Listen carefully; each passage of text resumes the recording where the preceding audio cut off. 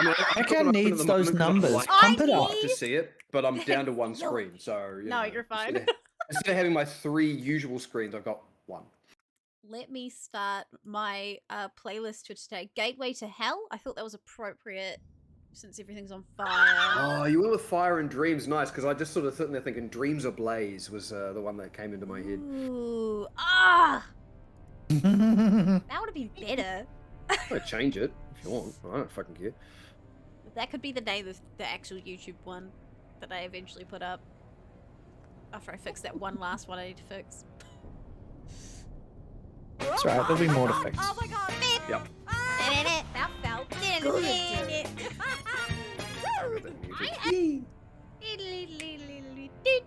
It's Vanessa! I went through and edited. I actually did go through, Robert, and changed my alerts. And it's still Robert. every now and then it still does it wrong, even though I changed it and it works perfectly now. Like every now and then it goes, I'm a whore. So whatever. I found that so funny every time that would come up and it'd just end on I'm a whore. It's like, Bex, are you sure you want that out there on the internet? You know it. I think it'd be like all of 2 people that might actually believe that. Oh my gosh. Dear, oh dear, oh dear. So, Right. Funyuns and Blaggins. Yeah, we'll give that a minute. I think I've got that. Now you got all your music sorted, haven't you? For what you want playing? Yeah. It's Okay, just cool. tootling along in the background. I didn't Sweet. even use that many spells last time. I'm quite impressed with myself. Neither did I. I'm tapped. Well, you're a warlock. Oh dear. That makes sense. But hey, you could still be a barbarian. So. That's what I figured. I figured Is- that. That's one of the most powerful things about Play It being a changeling. That's one of the most powerful things about our team is when one person's tapped, another one comes in. Yeah. A changeling has 2 entirely full amounts of resources. So yeah. But the health pool is shared, right?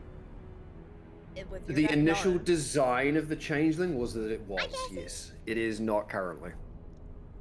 That was it ended up being a little awkward, but if one of the forms does get knocked out, there is a downtime and a period and potentially an effect on the other form. So. Ooh. Hello, I don't want to knock you out, not gonna lie. Knock you, fuck it. Penny, hold still. I just need to test this out. I mean, how many of you have been knocked unconscious? I mean, I know Frey has. Have I? I don't actually think Nofrit has. I mean, Frey at least was taken down by a house spider. Let's be honest. I'm the one that everyone panics about, but I haven't actually been knocked out yet. I Hello, think Deborah. we panic about you. We're doing our job. Like it's unreasonable for us to panic about you. Panic!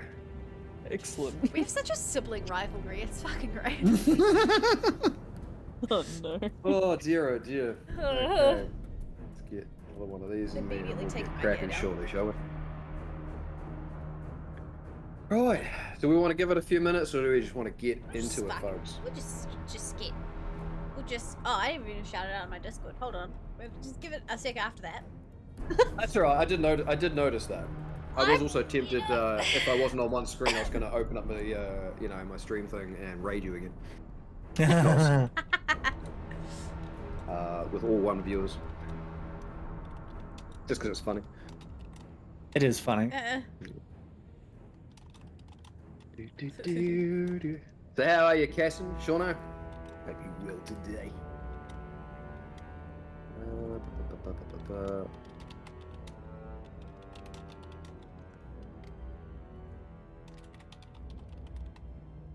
The thing is, I didn't want to point out to the team, right?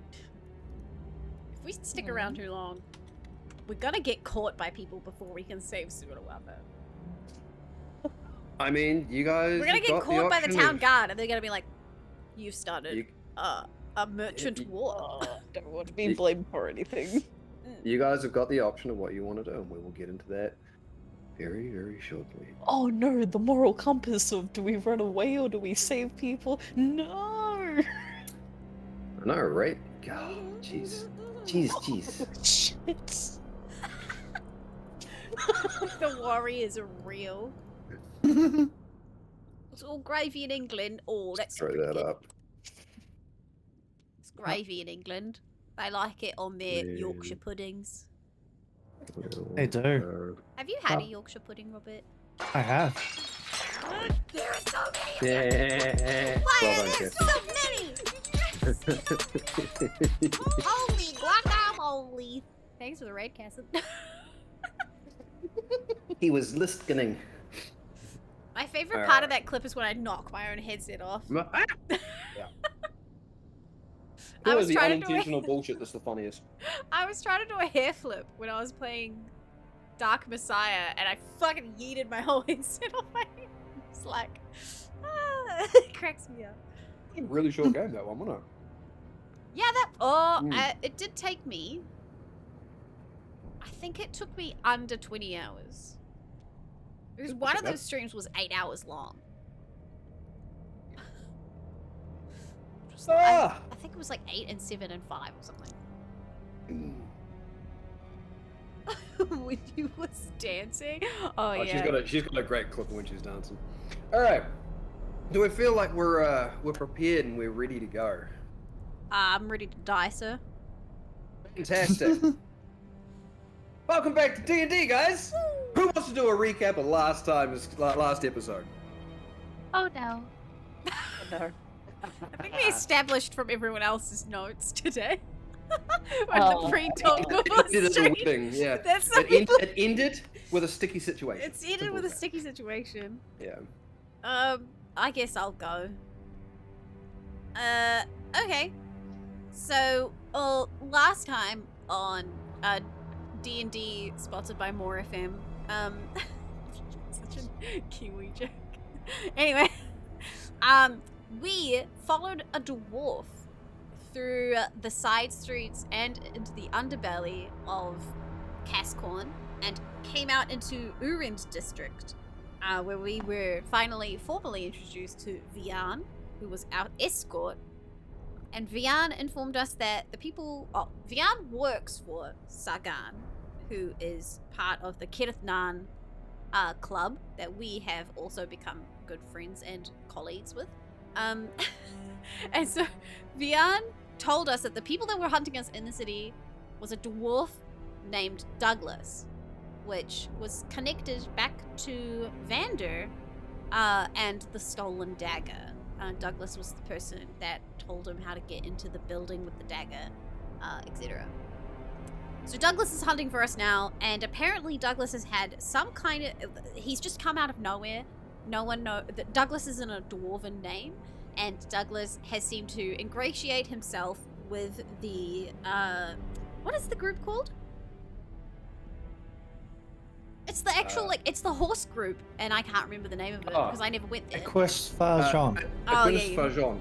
Yeah. He ingratiated himself with one of the higher-ups, Lady Madeline Rendalum, who their family is Thanks, kind mate. of like a main founding contributor to the guild Equinus Farjon, and he was working for her. Yeah. So he is become a person in the city, but seemingly out of nowhere, and no one understands it.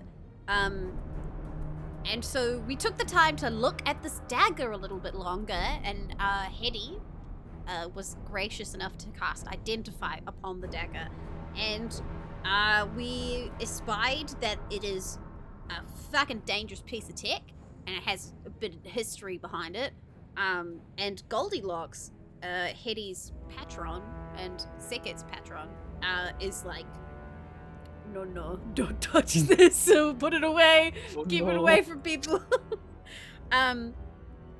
It's a dagger that was used for the assassination of was it Tonva?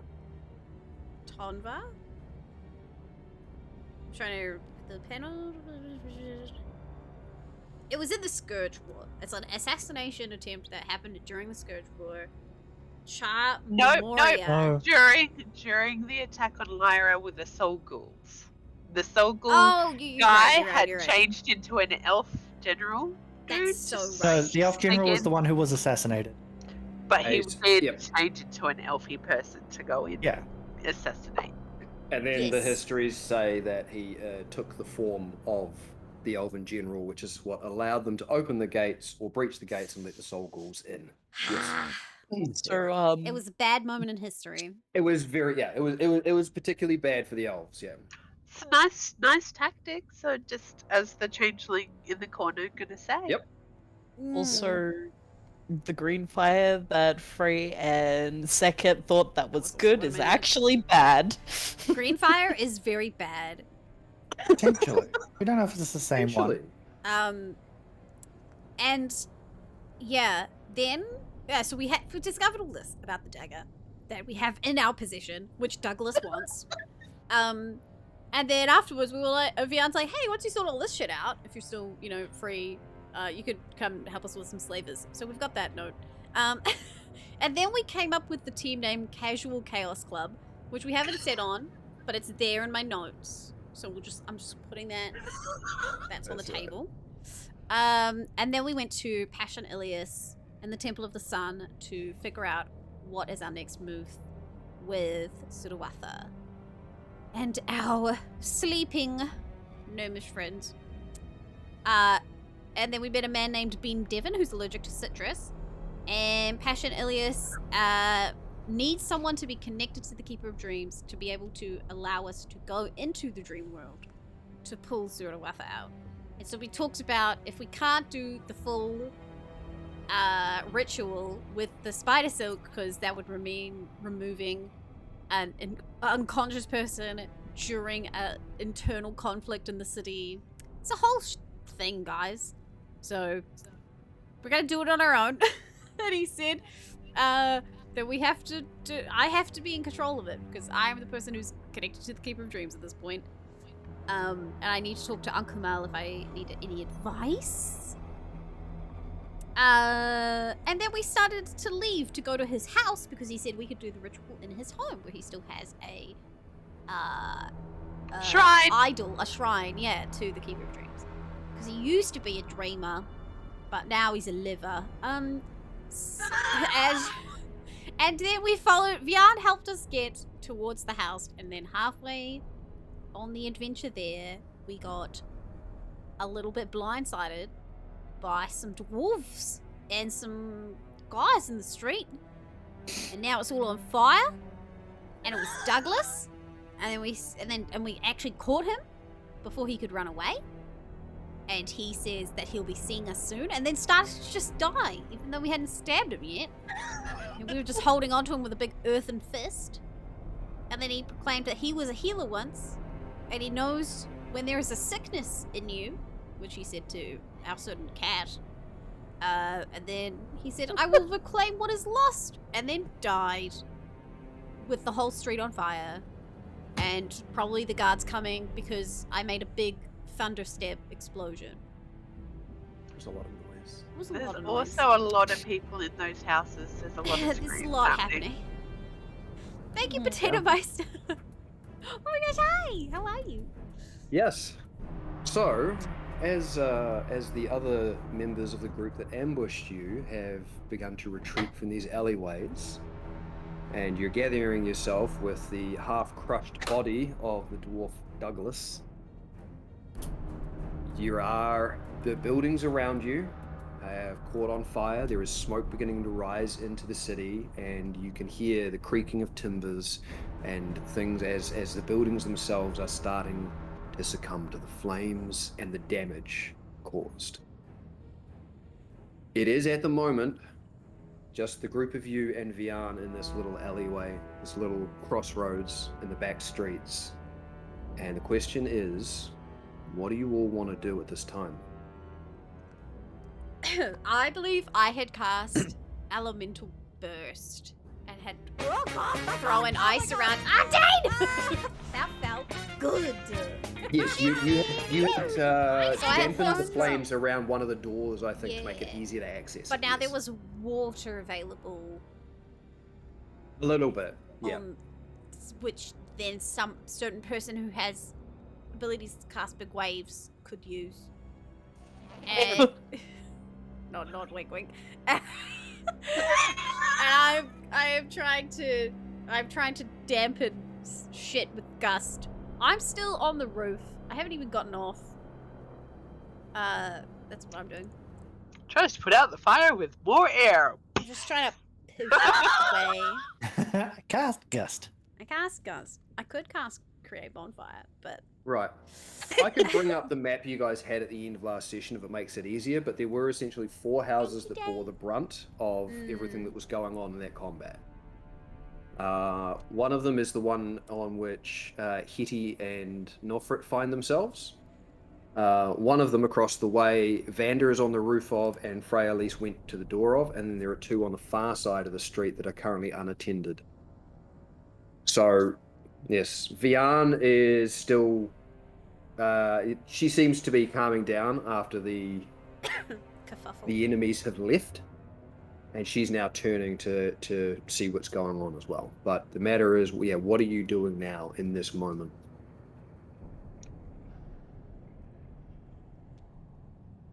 I think Hetty's gonna swivel down and try and go to one of the unattended places to try and bust in and see if she can help.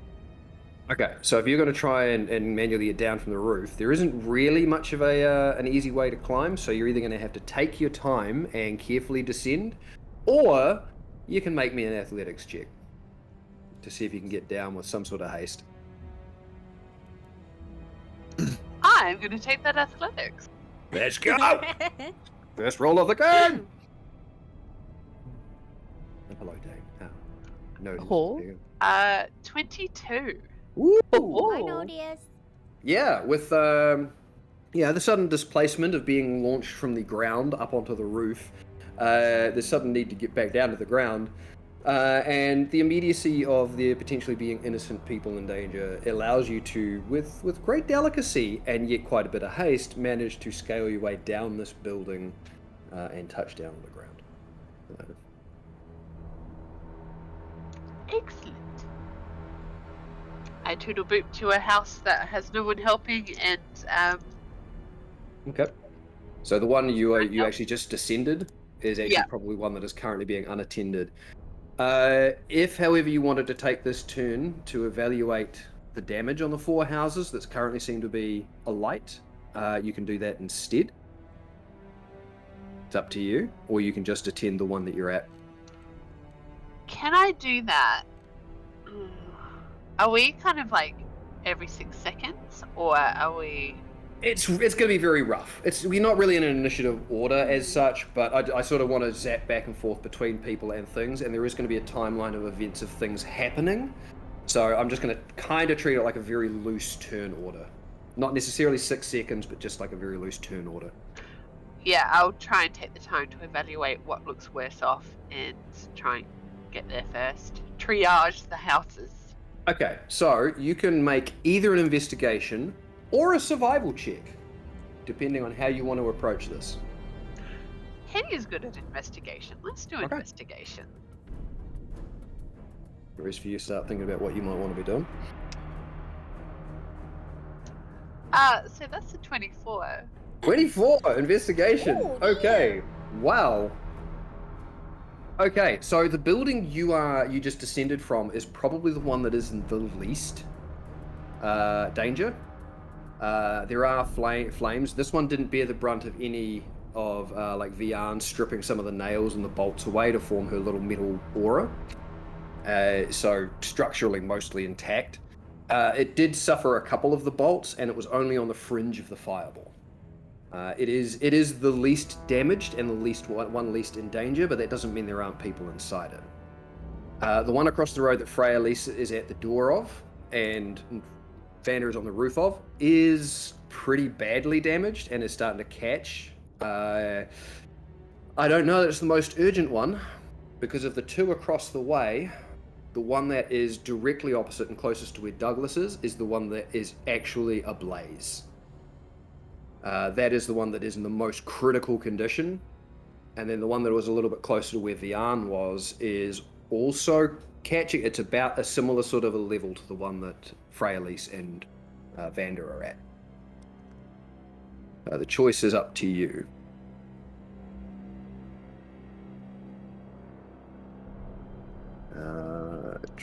You can I- leave your decision if we want to switch to somebody else. Can I call out that one needs water the most? I'm going to help this one and point to one that's a little less on fire because I have nothing, no water or anything that would help, and I would probably just open a door and Okay. make the blaze worse. So yeah, like I say, so the one that's in the least danger is the one you're already at. So you're okay with that, helping that one? I'd go to one that's maybe not the most needed because that needs water, but maybe the next one down. Okay. So that'd be diagonally across the avenue. All right, cool. I will. This is my own visual representation. I'll move you over here, right where And- by the webs were. And I'll also be just yelling, fire, fire everyone out as I'm running, trying to, because all they've heard is sounds of like, Oh, there's battle. yeah. All right. So, who else wants to do something here? Yeah. Yep. So you're Um, currently on the roof after having dispatched one of the archers. I thought he was down Oh, with no. Douglas. No, you did move down to Douglas. My apologies. That's Yeah. the previously unupdated map. There we go. So the one that is most on fire. Yes, I think he was on top of that before. Was there like a? that was the one you initially climbed. That was the very first one you climbed. Yep. Was there like I don't know, a roof window or something? Was there a high window that's? On that one? Vander wants to get inside. Yes. Yep. Of the two, it is the two on this side of the alley that both have a second story and a higher access point, if you will. The other two do not. Yeah, so Vander is going to get up onto that. Yep. And he is going to break in. Okay. All right.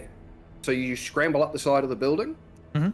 You're gonna make just a basic attack roll. See if you can shatter through the glass. What are you using? Just the hilt of a dagger or something else? Yeah. Okay. Cool. He wouldn't have even thought about which one he grabbed out. Just Something. oh, that's a 1. You might need to try Stab this again. self. Yeah. Now, as per the way we're doing 2-weapon fighting, you can of course do this again this round, this Yeah. turn order. So yeah, give it another whack. He'll try again. Yep. Pop, pop. Okay. 17 plus. I think Yep. That's right. That Five. hits. So roll some damage. Technically, it's not a living creature, but I'll still give you sneak attack because it's funny. Woo! Sneak attack the glass. Yeah, snuck up on it. Didn't see you coming. Didn't even notice the first mistap. Glass quivered in its frame. See, the first tap was just a gentle. It was a caress. It was just to get your marking right. Just ding right It there. was just a scratch. It was a tap on the other shoulder. Ha! Well, the other window frame, you know. Yeah. So that is 14 points of damage. Yeah, okay, that's easy enough. With a pretty sure and deft hand, you manage to shatter in the bit of glass, and immediately there is some smoke pouring out. You do realize that if you go in there, even though it's on a higher, higher elevation, you are potentially going to have to hold your breath trying to go in there. Dropping is going to be fine, but it's a secondary. This is a second floor, so the smoke's rising. It's fine. He's been in a burning building before. Yep. He's going to call out. Is there anyone in there? Come, help! And he is going to step into there, holding his breath and ducking low. Okay. See if he can hear anyone. There is a muffled grunt and a thud, and you do hear the shuffling of movement. But it's on the bottom floor. Damn it. It's from below you. As you sort of do hold your breath and go in, you do see that a part of this upper story has collapsed, or has sagged, and the flames are coming up and through the floor. Oh, It will be interesting for you to try and get around this particular part to get downstairs. yep.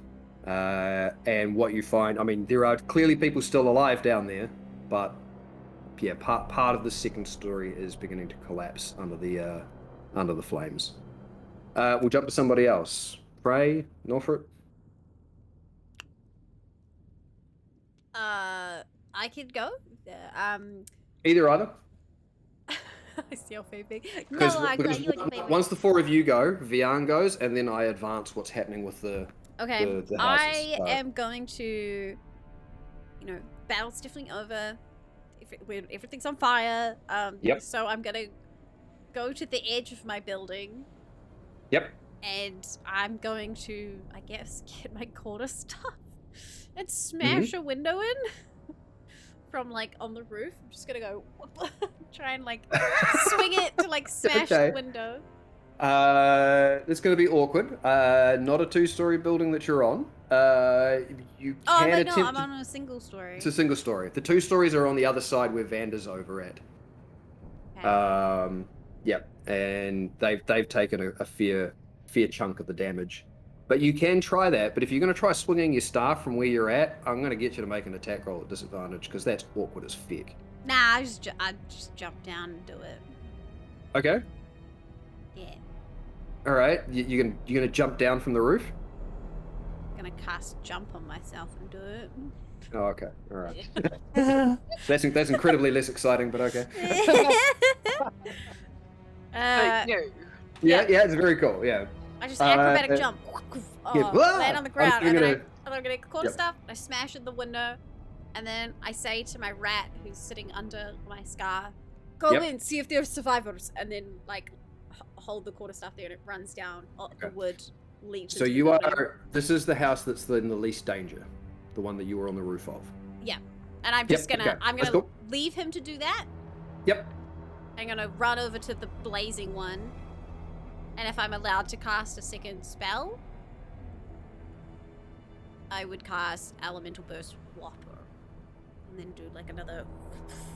Okay, so the one you'd be running over to is the one that Frey Elise would be at. That's the one that's at the next level of danger, apart from the one Vander's at. Yeah. You've already done an Elemental Burst there, but you can certainly do it again. Wait, where was the one that Sekit said was the worst? Is that across the street the other way? So just bring up the map and show you again, really. Yeah, which one's on fire the most? It is Destroy them all? No, I can't. So think of it like a square. Because of the way that alleyway worked. You are up at this end of the square. Okay. That one's in the least danger. Yeah. The one down here is closest to where Douglas was. Mm-hmm. That's in the most. Okay. The one across from there is probably second in danger, and the one up here, which is Frey Elise's one, that's equivalently in danger. Yeah. So the one Vander's at and the one Frey Elise is at, they are the most. Kitty went to the second, and you're up here at the least. Okay, I go. No, if I've seen Vander go inside the building, yes, I will run to that one and I will start casting it. Yeah. Okay. That building. To that same one, sure.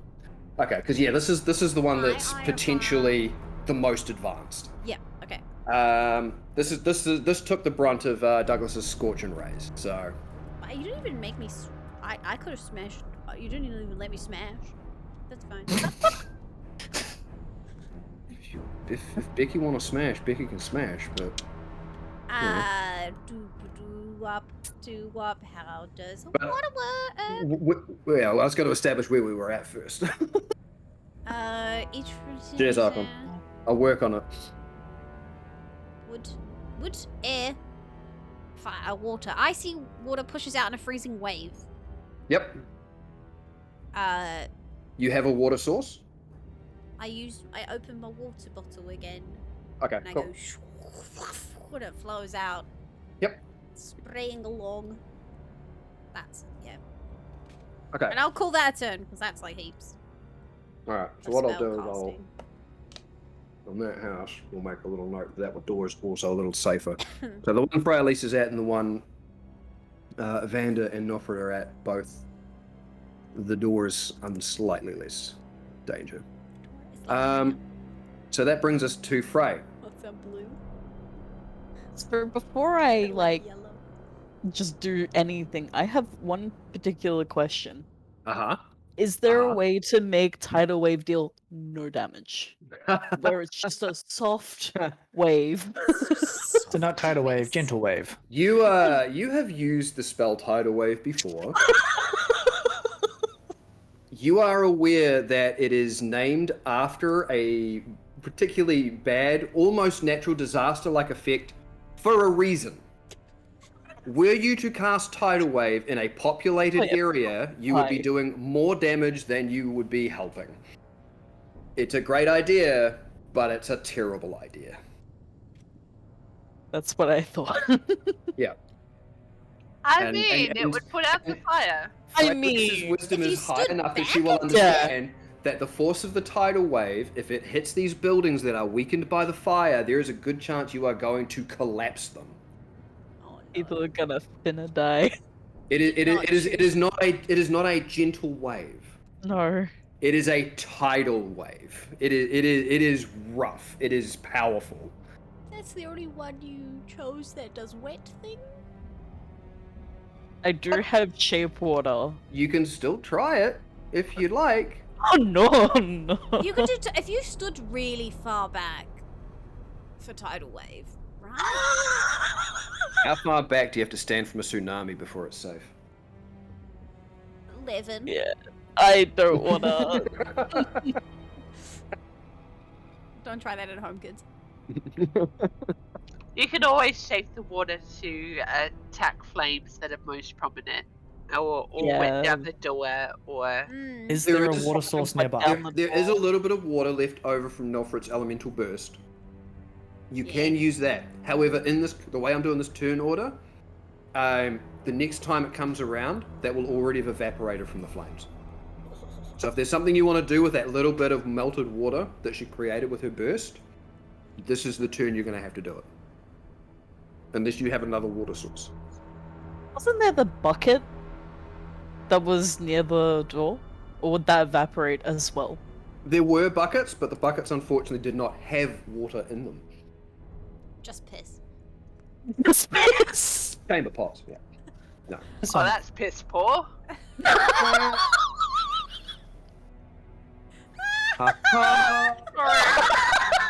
This super Ah. serious situation we're in, and we're just fucking kidding. Right, that is disadvantage for her next check. Okay, It's, God, I have absolutely nothing. like this door is Do you safer have- if do you have a if you way want to of- try and break in because of the fact the Oh, flames yeah. have been dampened by Nofrit. Do you have like a loudspeaker? Can you make your voice really big? Oh yeah. Could you be like, get out of your homes! This is a state of emergency! Alert! Alert! Like me right now? Bomb. Real Yeah, loud noise. thaumaturgy lets you enhance Yeah, your voice. thaumaturgy. Yeah, and I do have that. You could do that. Yeah, Frey's just gonna use thaumaturgy to be like, everybody needs to, you know, there- fire. There's fire. Get out of your houses if you can. Do you say And it if in you all, cannot, all of you know what languages? Like, fire! yeah, it. Oh! Oh, Oh, we no. lost! Oh no. Well, Welcome back. I'm the dungeon master now. Everyone, Haha. beware of me. Did we win, Becca? Not yet. Yeah. Everything just Now, got a little There's a worse. fire slug. Lovely. He falls out of the flame. Oh, okay. Oh, oh. The DM eyeballs. Are you okay, Liz? No, everything froze on me, so I'm like, what? Oh, damn. Yeah. I thought it was the idea of We Frey were Alicia planning. said every language you can say fire. Oh, is that what happened? I don't know. Everything died, so I did not catch Yeah. what was going on. After the piss poor joke, that was it. That Oh, was it. okay. Died. Well, I'm we pretty sure- definitely, I'm pretty sure it's that bad. That's what happened. we Yeah, definitely didn't like metagame and come up with an idea or anything. That's fine. that's fine. You guys can do what you want to do. Right, Frey Elise, what were you doing? Frey's gonna cast thaumaturgy Okay. and just like be like, everybody there's a fire. People are here to help you if you see. You're using the booming voice effect. Yep. Yep. Okay. So you're basically just yelling out fire. Yeah. Okay. Everybody don't panic.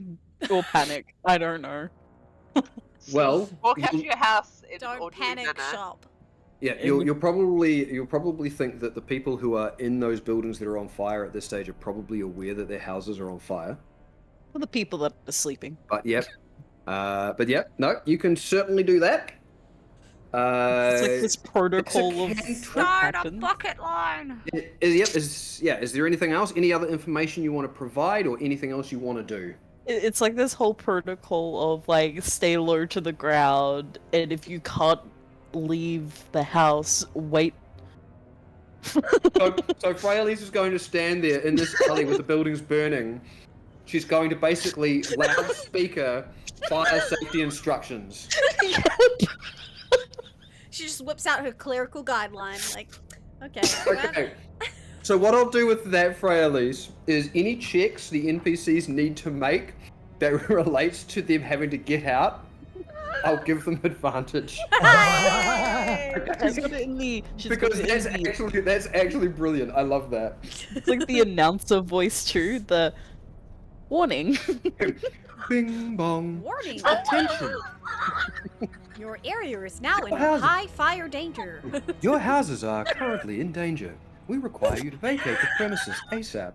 To do so, here are the following guidelines.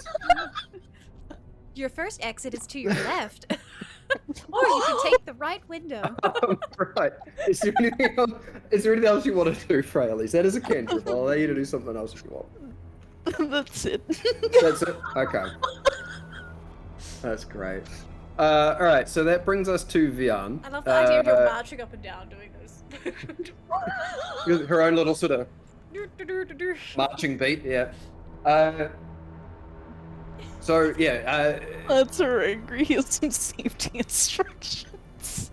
So the little bits of metal and whatnot that have sort of been hovering around, creating this sort of this sharp, pointy aura that Vian has, they all sort of drop to the ground as she sort of turns and looks in to see what you all are doing. There is this sort of moment where she sort of furrows her brow and realizes, cool, okay, you guys are going to try and save people. Understood. So she reaches up and she unhooks a little bead from her earring. It's like a small little colored gem or glass gem of some kind, and she throws it to the ground.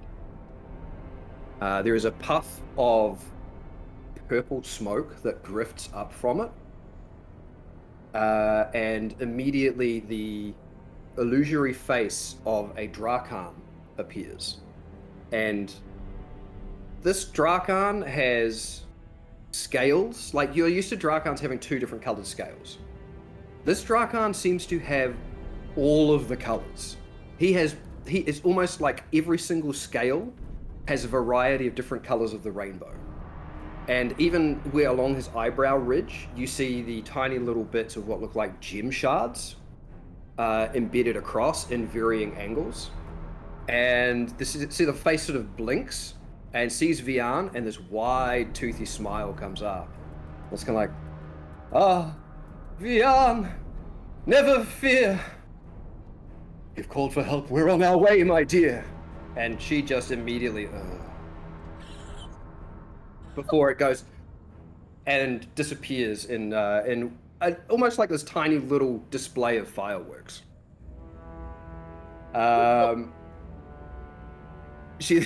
She then sort of runs on over to where you are, Frey, sees what you're doing, and okay, this is a house that's not particularly looking like it's going to do too well. So she once again sort of cracks her knuckles, looks at you, it's like, this is what you want to spend your time doing?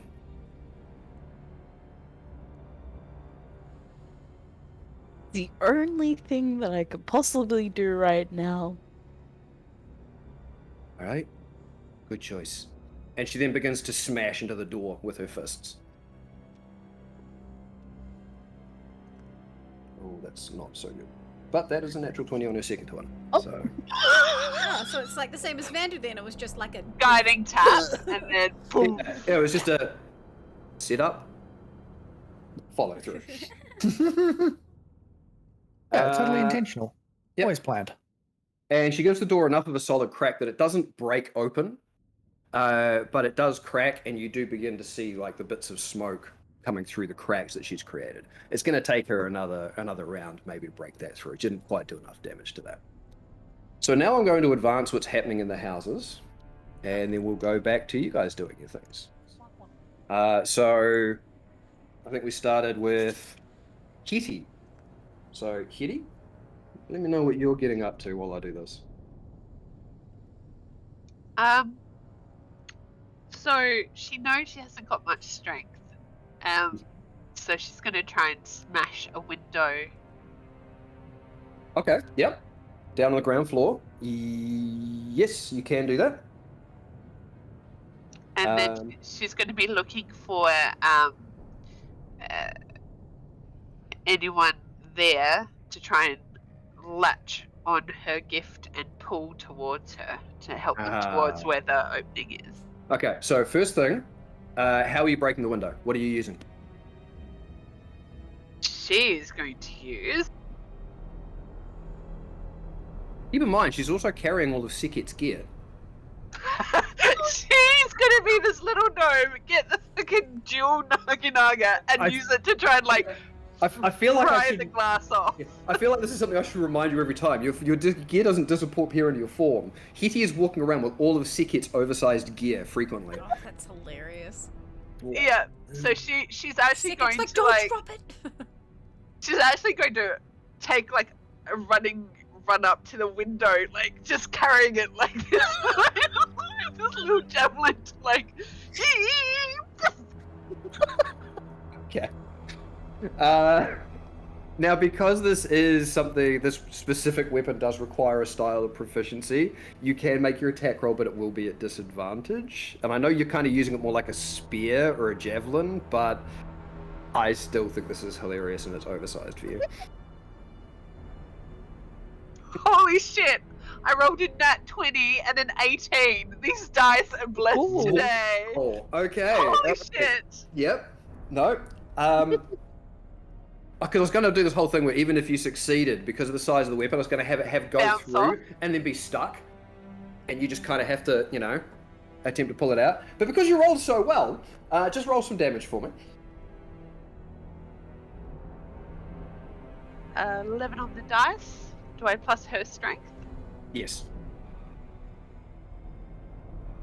12? Well, okay. Yes, these windows don't have a whole lot of help. The doors have more, which is why Vian couldn't break through the door, but that's fine. Yes, so the edge of the double-ended scimitar smashes in through the glass, and there's that little brief moment of, geez, I hope nobody was standing on the other side trying to break out. But the moment you do get little trails of smoke come out of that one, and you can see the flames flickering within. What were you calling out? They're broken. The window's open! Come to me! Okay. And she's gonna like squint and then like Spider-Man, line up her little gift to like try and whip out, grab someone. Okay. So there is one figure in there at the moment that appears to be looking like they are staggering their way towards the door, but you can only see the one. You want to try and grapple onto them with your arm? Yeah. Okay. It's not an attack, so do your grapple. I mean, unless you want to make it an attack. No hurties. No hurties.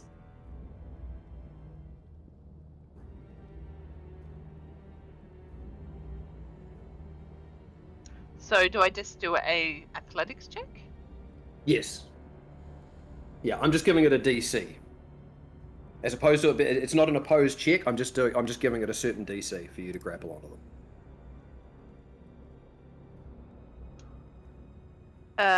6 plus 7, 10. 10. Okay. So your grapple snakes on out.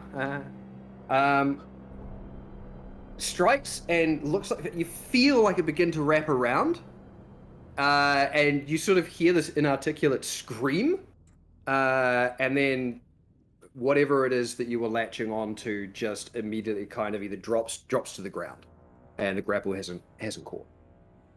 Didn't quite hit the DC you needed.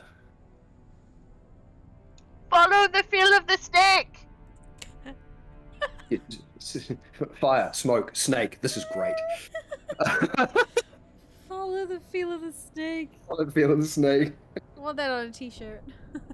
I feel like this is an erotic novel. Fiery. Hot That enough shit. to be one. Hot and steamy, baby. Right, you shattered the window, you've attempted grappling. The person inside is very much aware that the window is now open, but is terrified of the fact that something launched out of the darkness to try and grab them. Okay, we'll move on to the next one. Who was up next? Vanda. Vanda. Yep, Vanda, what were you doing, buddy? He Upstairs, is. weren't you? Yep. Yeah, he's upstairs. Yep. He wants to listen and see if he can hear anybody on this floor. On this floor. Yeah. All right, make a quick perception.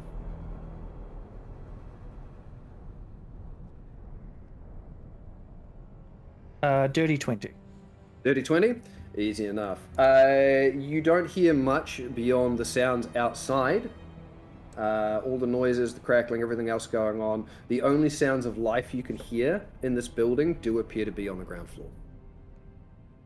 Okay, good. You do see through the sort of different bits of smoke here, especially with that sort of perception check.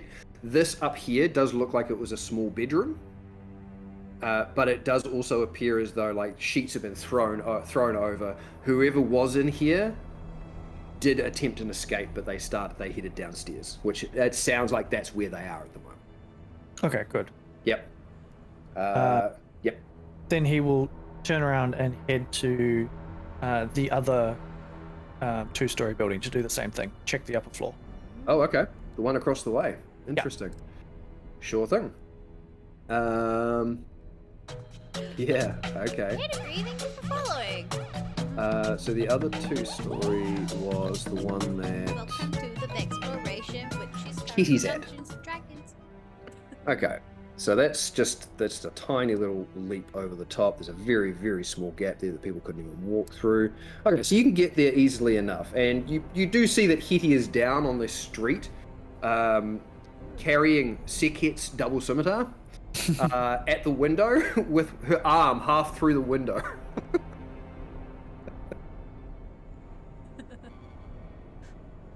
Damn. I'll allow you another thing to do. That's yeah. Well, he's going to call out saying, "There's people in the bottom floor of that building." As he goes to open this window. Okay, so you're going to try and break open the top window of this one, Owen? Yeah. Okay, so you're just checking the top floors. Yeah. That's the task you've assigned for yourself. Okay, so you're just going to do the same thing. Yeah. Smash it. Make some attack rolls. Go for it. Nice and easy. 23. Yeah, easy enough. Snuck up on that window. Oh yes, didn't see me coming. Look at all. I think I chose the right spooky music. I can't hear it, but that's fine. 14 points of damage. 14? Yeah. Yeah, again, these windows have essentially 10 hit points is what I've given them. So yeah, you shatter through it easily enough. You can do a very quick check at the end of this turn if you'd like. But because of everything you've done, here's what I'm going to do. Here's what I'll offer you. You can do a quick perception check right now at disadvantage, but you can't do a perception check to do the same thing next turn. But you don't have to do one if you... Yeah, it's up to you. He'll wait. Okay, We'll do this cool. next turn. Yep, no worries. I like doing shit like that. It's like, here you go, you try this. Risk reward. Let's see what happens. Okay, that brings us to Nofre. there. Yeah. So I told my rat to go into the other building, Yes. and the rat has a decent amount of movement, plus it can dash because it's an air rat right now.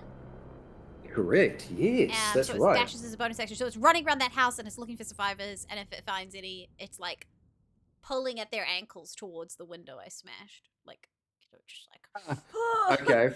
You know, like That's gonna be grabbing their interesting. night robe and just pulling Yep. in. So there is somebody in that house, Okay. and there's only the one floor in that one. Don't step on my rat.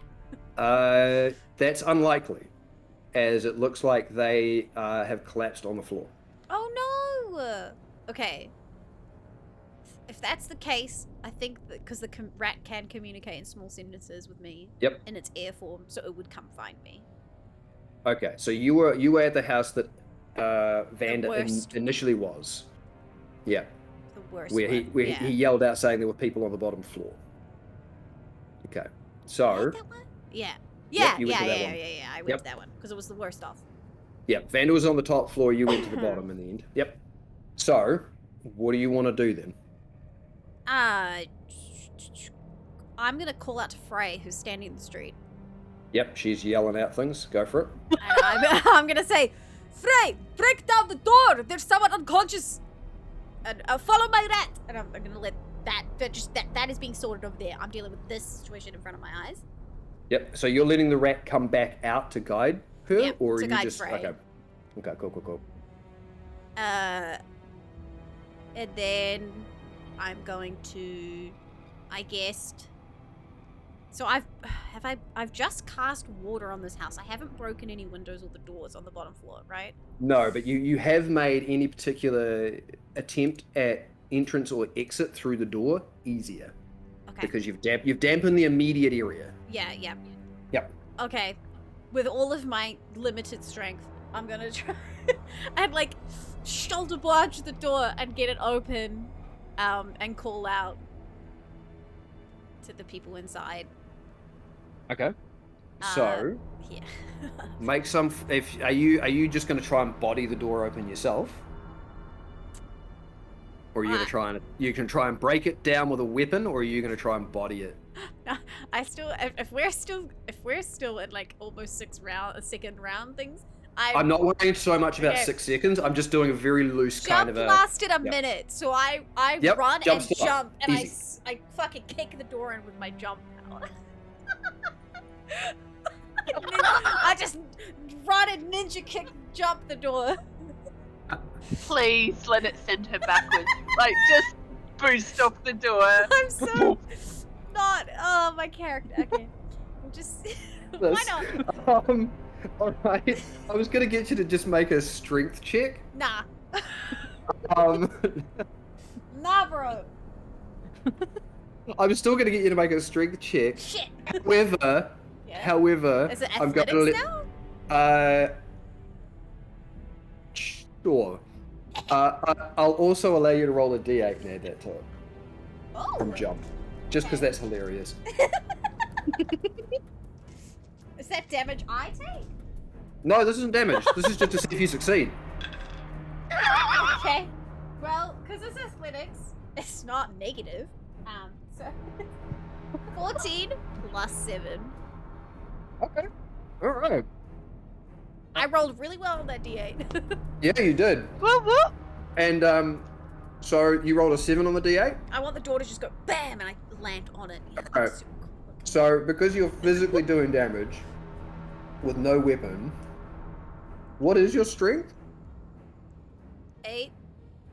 Oh. Shut up. Run some quick calculations.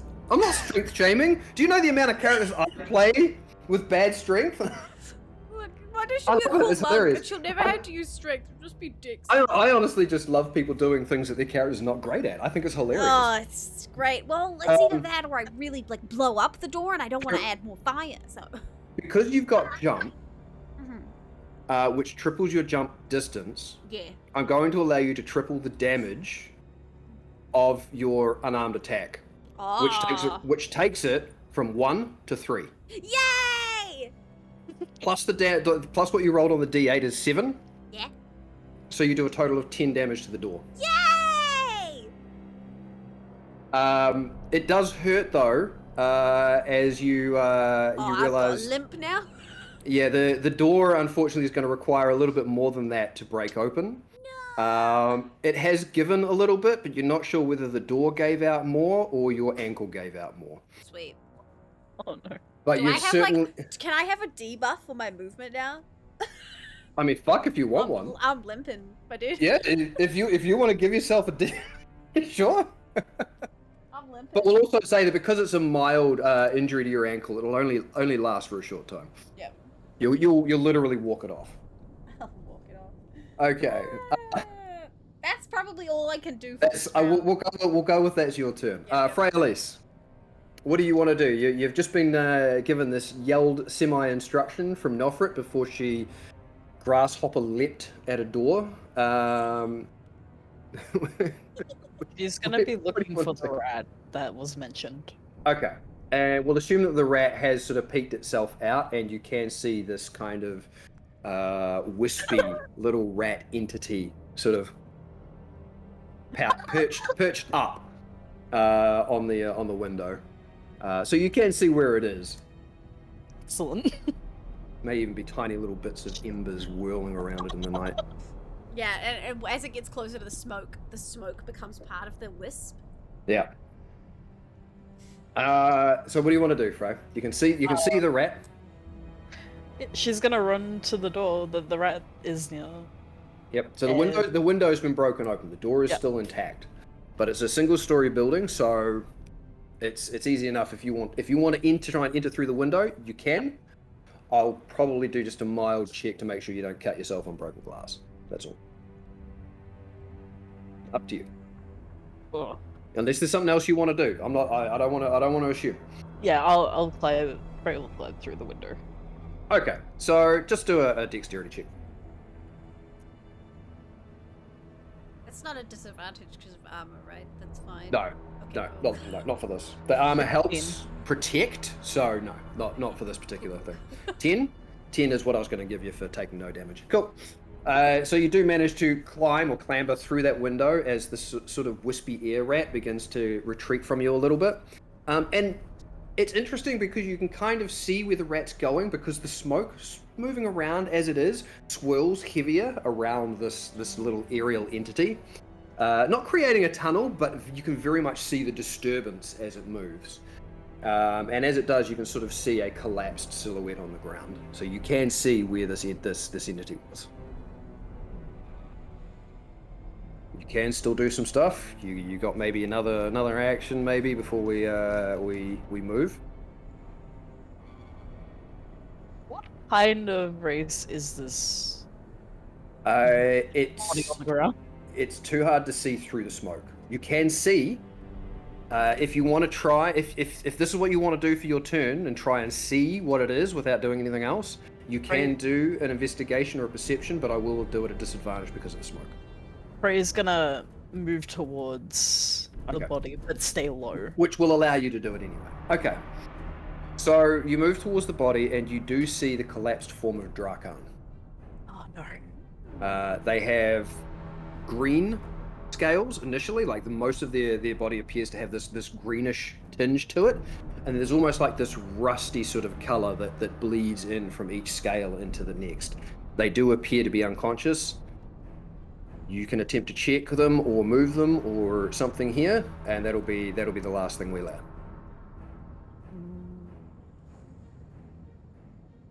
Can I do a check to try and wake them?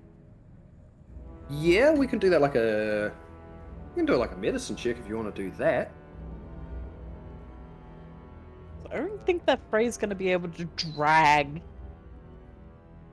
She has a whole oven on her head. She's pretty strong.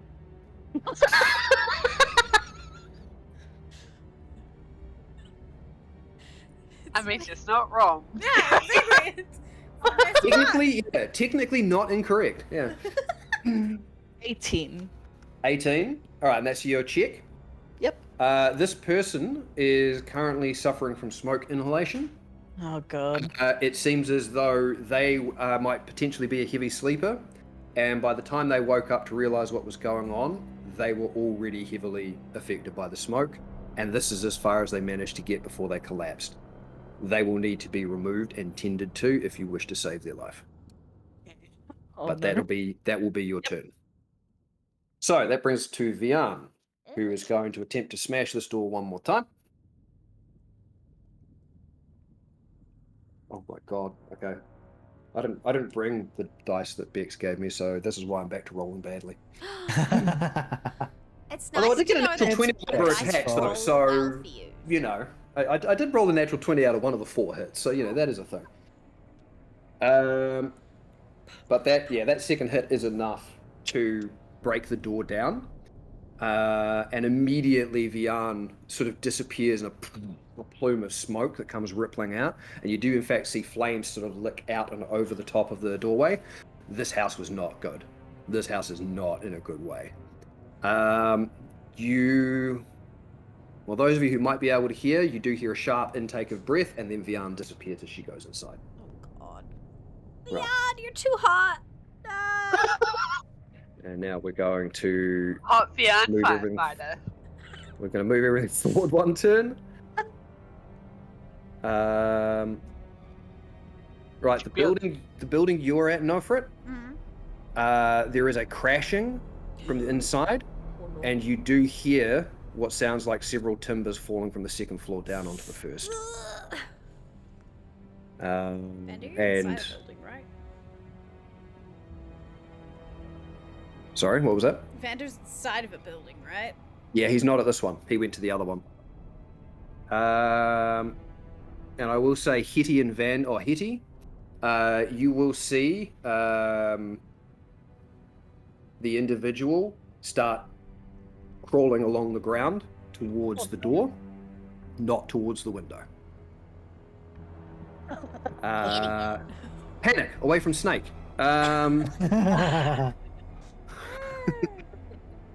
Hey, look, if you'd grapple them, that would have been awesome. You'd have just reeled that shit out. You still can give that a go. Silly Oh, person gotta- running away from Safety Snake. And the building Vian Safety is at... snake. Okay, God, can you cool. tell I'm Australian? So that's all been advanced by a round. So that brings us back to...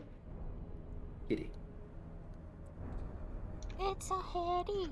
The window's open! Trying to grapple again. There's snakes that way. Not a snake, me! Right, make another grapple check. Dirty 20. That's more than enough. All right, so this time with the determination of, fuck you, guy, I'm trying to save your life. Snake arm wraps around and immediately starts dragging this person. I'm also going to get you to make a strength check to attempt to. I know there is an automatic grapple component, but if you want to make a strength check, we can see if you can actually drag them all the way to the window instead of halfway. Up to you. There may be consequences if you choose to if you fail. Depends on how keen you are. I don't think we need to do that strength check. I think we can No. trust the grappling mechanism. Which is how far? 10 feet? 10 feet. 10 feet? Okay. We'll allow it. Could Alright, have just run away. So you could have. You all could have.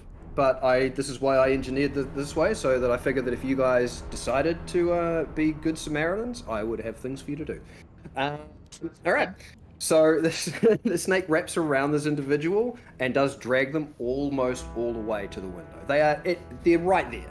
It's just not far enough to get them out. Is there anything else you want to try and do?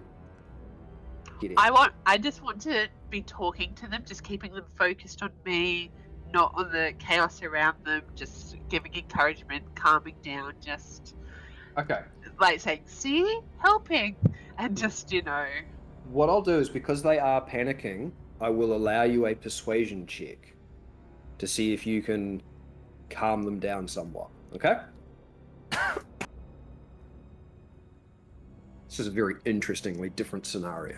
I love it. 8. 8. Unfortunately, the panic that I'd rolled in the die is a little higher than 8. So they are thrashing around in the grips of your snake and not currently listening to reason. Inarticulated screams coming from this individual. Who, as you've sort of dragged them closer, you can see is a half-elf. Right. Is there anything else, maybe smaller, you want to try and do this turn, or is that it? Again, it's not really a combat round, it's just a loose sort of an idea of things. Can I use my movement to like move away from the window and drag as I go? Like, would that give it extra dragging? Well, you can, but then I'll just get you to do a strength check again. You know what? I'm gonna stay. So squeak nothing out that window. Oh, come on. Plenty of weaknesses. Look, I did a strength check, so I love it. It's great. I wanted this particular thing to be a little bit more of a skill challenge sort of a thing than anything anyway, so this is fun. Okay. At the moment, she's trying to like talk calmly to this woman while Seket is screaming at her that she would be way more help. She has more strength. She always causes trouble. She's ruining everything. Like, this is... Hetty is close to like being close to her own panic attack from her own head. Also the peril of playing a changeling is sometimes you'll find that you are in the wrong form at the wrong time. Yep. But that's great. Okay, this whole thing, I wanted to be able to hit something as a barb. yeah. Does Seket have the arachnophobia, or is it just Hetty? Just Hetty. Because it was a stuck thing. It's being stuck. The closed space is stuck. She's been pushed back and suppressed so much that she's claustrophobic from it and being trapped again, and it just The dark triggered as all well. of it. Yep. And in the dark, it's just And yeah. I love the fact that she's playing into that. It's beautiful. All right, Vander. I would like to listen or look and see if I can find out if there's anybody still on this level. Okay, so this was the one that Hetty is at. Yep, okay, so you can make a perception or investigation. Up to you. Perception. I'll leave it up to you. Perception is, yep. 18. 18? Alright. You do make out very faintly through the smoke that there does appear to be a small, through the cracking of the flames, there does appear to be a small amount of sniffling going on up the top, followed by a very tiny coughing. It does I seem need to like make my way to that. it does seem as though there may be somebody up here. No, just a baby. Oh no. Oh no. Man is going to make his way to that noise, Oh. saying, I'm here to help. Okay. Are you stuck? Are you hurt? So you make these noises as you sort of try and locate this figure making these noises in the dark, and it takes you a moment as you do sort of round a bed, and you see that in a small little cage just beside the bed there is what looks like a very tiny dog. Oh, You gave a puppy to the man with the puppy and the feeling. Oh my god. No, I put it in this building and he went to this building. It was meant to be.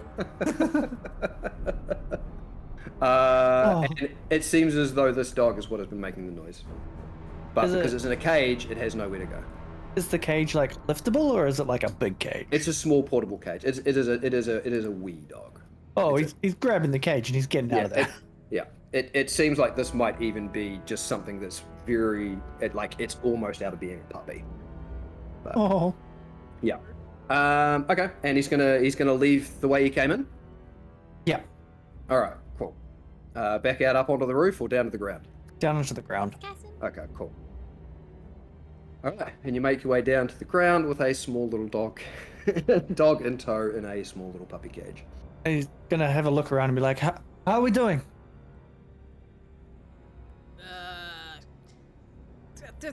Something's falling in. The second floor of here. Okay. Yep. You don't see Freya Lise, you don't see Vian, and the only rescued entity that you can see at the moment is the dog that you are holding. It's not promising. No. Okay, so Norfrit? Okay. I'm gonna give the door another good shove with a kick. Okay. So this time you can make your attack or strength check if you'd like, but it is very, very close to being down. Yeah, one more solid hit'll do it. One Easy more. enough. We can do One it, more. dice. With the D8 still, or you don't need that information. Wapushki! Oh, and cause it's athletics, that's actually 21. Holy shit! I have yeah. got buffed athletics.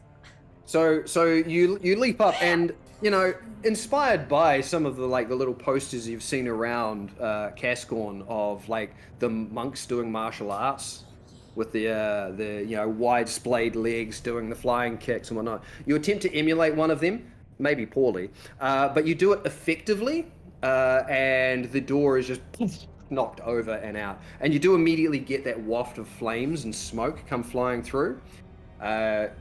And it is enough to block your vision at the time. You do see that the bottom floor of this building is heavily on fire. Okay. Yep. Okay. And do I see beams like broken in? You can't currently see through the smoke. You'll have to try and either get in there or get low and go down. From where you're standing, where you've just knocked the door in, you can't see enough. Your vision is obscured by everything. Okay. I'm gonna Your start... building, this building and the one Vian went into are the two worst. They are going to be, not easy to navigate. Okay. I start like low crouch walking into the space. Yep. Yeah, I'm gonna start entering the building. The smoke is very thick. Okay. I will have to get you to make a constitution check. Okay. Yep. That's fair. What the fuck is happening? I got a natural 20. I don't get those. Who is this? That's not you. Who are you? It seems as though panic that set in has actually calmed and focused you. And before you sort of crouch low and go, you do manage to take a deep breath. And whilst it's still difficult to see, you'll be able to hold your breath for probably, because of a natural 20, the entirety of what you choose to do in there. Nice. Okay? I'm not going to make you do another constitution check for the smoke, just Okay. as of yet. I know Vander said that there was someone in here. Yep. So I'm just gonna move around the space. Okay. It's not a particularly large space, and the flames are making it difficult to get close to like where the walls are. Like they are starting to go up, and they're going to start threatening the buildings either side. But as you sort of make your way through the smoke, through the central part, it isn't very long at all before you come across a person. Hard to say what they might be at this stage, and probably less important. But they do appear to be yelling and screaming and pulling at someone else. And as you do get close, you do see that someone else is a large figure who is currently shouldering one of the cross beams that's actually come down and is trying to hold it off this other individual who has their leg pinned. Okay. And that beam that he is holding appears to be catching fire. I immediately will just like place my hand against the boards in front of me, and Maximilian's Earthen Grasp will appear next to him and hold the beam up so that they can both get out. Okay, you know what? That's fucking awesome. I'll be like, this way. Yep, not even gonna have to worry about doing a check for that. Okay, that's really cool. So bursting up out through the boards. Yep, a large hand lifts up and grabs this burning beam and takes the weight from what you can now see as a large ogrish. Oh, cool. who's sort of like a half giantish ogre-style individual, who is startled initially by this massive hand, and then immediately just kind of those instincts kick in, and as soon as the hand takes the weight, he ducks his shoulders and immediately starts trying to pry one of the other fallen beams off the leg of the other individual that's lying on the ground that had been grabbing him and yelling at him, who you see as a half-orc. Oh. Okay? That's probably going to that's be enough your for turn. me. Yep. Fraelis, we're up to you. Jeez. Frey's gonna attempt to drag the Drakon to the window. Easy enough. Make a strength check. They're not a particularly stout individual. They are relatively lean and thin, but they are kind of a tallish sort of a person. So it won't be too difficult. But if you want to just drag them and carry them like your normal distance, you'll get like to the window. If you want to make some sort of a strength check, Strength check to get them. on a success you can get out. On a failure, there may be a consequence. I was gonna do you. something before the Okay. before the strength check, mold earth to make a ramp, if possible. Okay. I don't know if there's enough earthen elements available to make a ramp.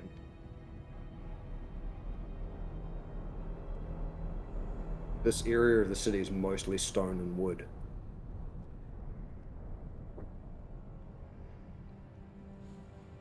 Tell you what. Make an Arcana check for me. This is something that Frey is really bad at. Because she doesn't have, that is a 16. 16. That's not bad. That's not bad. Okay, and so you're making a ramp to go out the window? Just to help drag Okay. the person, because the Oh, last okay. end. Interesting. It's just mostly like to have it so she can drag the Drakon out the window without having to push him through the window Yep. in case of injury. Okay, so yeah, it is more to get him up and out the window. Yeah, up and out the window. Sweet. Okay, so here's what we'll say with a 16, because I had set it to a 15, because there isn't really earth or soil or anything around so much that you can use mold earth on. Yep. So what we'll say is in this moment of trying to save this person's life and what you are attempting to do in general, the ground underneath the window begins to buckle upwards instead, forcing that sort of the stone and the planking upwards, and part of the window and the frame starts to crackle out. You may have just done more damage to this building, which will hasten its collapse. However, you do now have a ramp made out of stone and wood that leads directly out and over. Jeez. Okay. We'll. It's not the way mold earth should work, but I don't care. I'm up for cool and bullshit, because that's the best way to do it. Okay. I was almost tempted to say, why don't you just use your gift and create just a whole bunch of muffins and just roll them along the muffins? Muffin Man. I'm making a delivery. Get out of the way. Look at that sweet roll. I'm going to give myself disadvantage on the next cheer. Okay,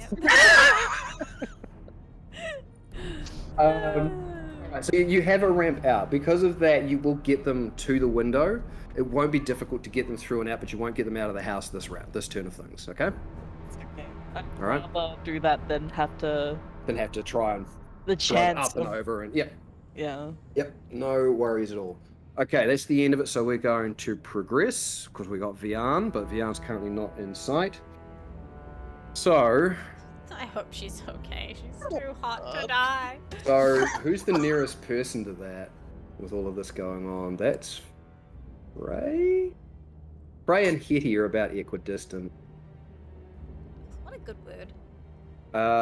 So the two of you, well, Frey definitely, because stupid perception, would definitely hear kind of a yelling and indistinct words that is very much Vian's voice. before there is a crash. No way. At the same time that a halfling goes skidding out the door as if they've been thrown. First time. However, at the same time they come flying out, there is a flash of fire as it just begins to envelop the front of the building. And you can hear the yelling almost angrily at something else. Okay. So that advances that one. We've dealt with that. Yes, so I'm going to get the Ogrish to make a strength check. Come on, boy. Do you want to spend part of your next turn, Nofrit, assisting this Ogrish in lifting the beam? Okay, cool. I'll give him an advantage, which is good, because Even if that it's means just he me actually going gets enough. poof, like with gust for a second. That's all right. So between the two of you, you do manage to move the beam enough that the half-orc can get their lower half out from it. And so on your next turn, the three of you will be able to start making your way out of the building. I am going to get all three in that building, though, to make a... Smoke check? I think it's Constitution saving throw. Yeah. Isn't she exempt because she got nat 20 on the last one? That's smoke. This is not smoke. This is fire. Oh, okay. This is from the heat. This is ouchie burn. Yeah. First Not one I fell can't out see. of the bowl. So I had to re-roll. It's not good. It's not good. Okay. 14. 14. Okay. Yeah. So the heat is building. It doesn't affect you at this stage, but if you stay in the building another turn, it will. The Ogrish and the half-orc have been in here long enough. Unfortunately, as you've managed to lift the beam, and the half-orcs managed to get themselves out, it appears as though that beam falling on them did hurt them, and the heat has overwhelmed them, and they do actually pass out unconscious, because I rolled very poorly. And the Ogrish is okay, but they're also beginning to wilt pretty badly. And that's it. We'll do that. That's enough for advancing all of that. So that brings us back to Eddie. Can I reel them in again? You can. And we don't even necessarily need to do a check, although if you are just flat out reeling them in, because you're doing it through the window, I will make a dexterity saving throw at disadvantage for that person because you're dragging them through the glass. Can I somehow make it If you better? have a way, if you have a way to make this better, go for it. I'm all about Your it. belief, Nodius. I'm going to take off my shawl and pop it in the line the windowsill with it, In the so frame? that so it lines the frame. Okay. Yep. So I'll just flat add a boost to that instead of, because they already had advantage. No, sorry, they had disadvantage, so I'll just make that a flat roll with a boost. Okay, cool. Yep, so you pop your shawl down and you reel this half-elf in, and they sort of hit the wall and just scream out more, you know, along the lines of, "What have you done?" And up and over the frame and thunk onto the stone ground, where they're still thrashing and they're just looking up at the sky and just, you know, seeing this tiny little gnome with a snake that's sort of wrapped around them. And instead of saying anything, there is just all of a sudden the wide eyes, the smoke streaked face, and just a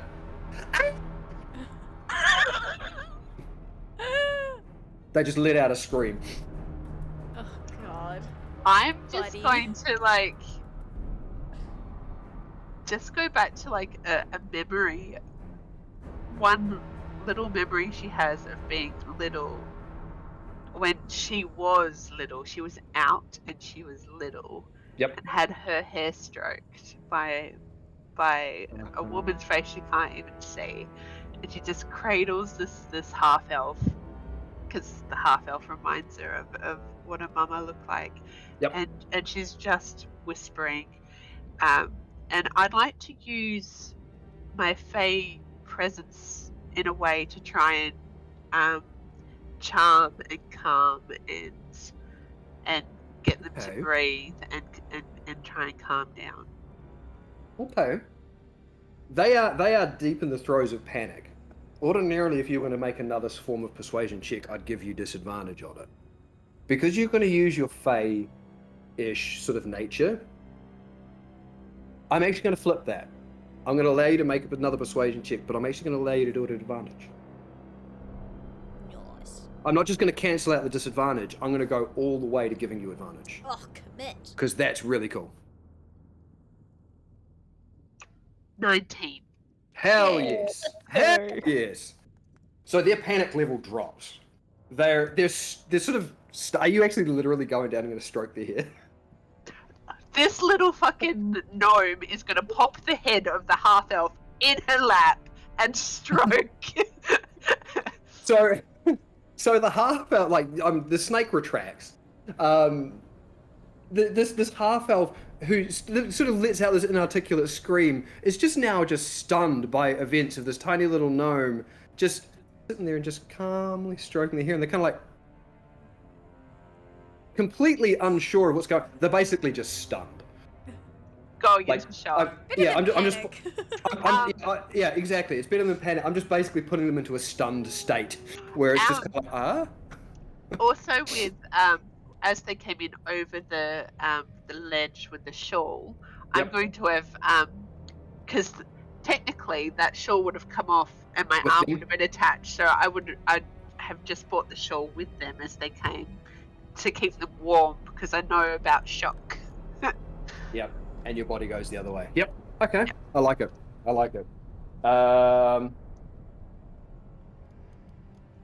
And that's probably all I'm going to be focused on is just making Yep. sure that we're far enough away from the house so it's not going to fall on us when it does collapse.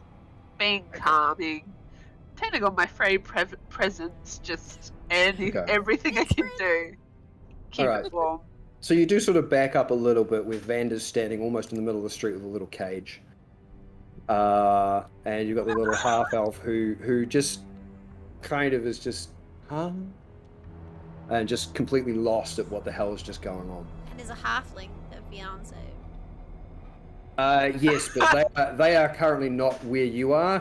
Vian threw them so hard they almost went straight to where Well- Freya Lisa's going to emerge from the other building. I love how everyone's like calmly getting their people, like their things, and then it's just beyond throwing me. Yeah, basically dragging somebody by the collar and just. Yeah. Look, she does. She has a certain style, okay, and that's not going to change. Hitty, that brings us to Vander, I believe. And Yep. Can we adopt her into our party? she's ours now. Yep. Vander's gonna go up to Hetty and this half elf, placing the little dog in the crate beside them. Say, I think this is yours. And Was there there's- anybody else in the building? Yep, there's immediate reaction from the half elf. Like, even though they are stunned, there's an immediate reaction upon seeing the little dog, and it's just crying. And just immediately just wraps arms around the cage. Doesn't even open the cage, just wraps arms around the cage and brings it over and starts, snuggling it.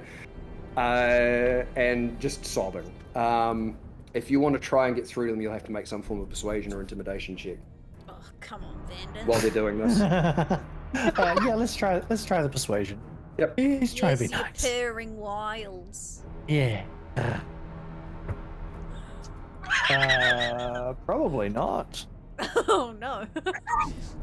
Oh well, he's Cross actually got a lot of aggressive. persuasion. You should have a pretty decent persuasion, man. Yeah. Yeah, that's 15. 15? Wow. Okay. I rolled a Dude, 6. The half elf, sort of the smoke stain here, and sort of the grimy blonde, sort of with the streaks of dark soot in it. Just sort of they look up, and tears are starting to make their way through all of the soot, and they sort of focus on you. And there's this vague little moment where you feel like this person is about to start screaming again, seeing this cat person, and then there's just kind of a blink, and they sort of hold the cage a little tighter, and he sort of just shakes the head and goes, It was just me. Just Okay, good. me." And they have regained, with your persuasion as well, they've also regained enough sort of presence of mind. They do open the cage and pull the sort of puppy out and snuggle into it, and they do begin crying again. I would. Anything else you want to do, Vander? Turning around, taking a look, going. I think that's. Nofret went that way. Nofret's gonna need help. What do you mean, Nofret needs help? Right, I love this. Right next to Hetty. It wasn't like a, oh god, Nofret needs help. It's a, Nofret's going to need help. And the head is just like, oh fuck, Nofret! Nofret's doing He's gonna- well, okay? Head into the called him pretty building well. where he saw Nofret run. Driving. Okay. So you do get to the doorway, and yeah, it is very heavily obscured. The doorway itself is now beginning to become engulfed in flames. You know from your outside vantage point that should somebody attempt to make ingress or egress through this door, they're going to be battling through the flames. They're actually going to have to go through the flames. That's the state this building is now in. Oh. Nofret! Are you okay? Yeah, I have 2 survivors. You're gonna need help. Okay, I'm coming in. Are you going to attempt to go in? Yep.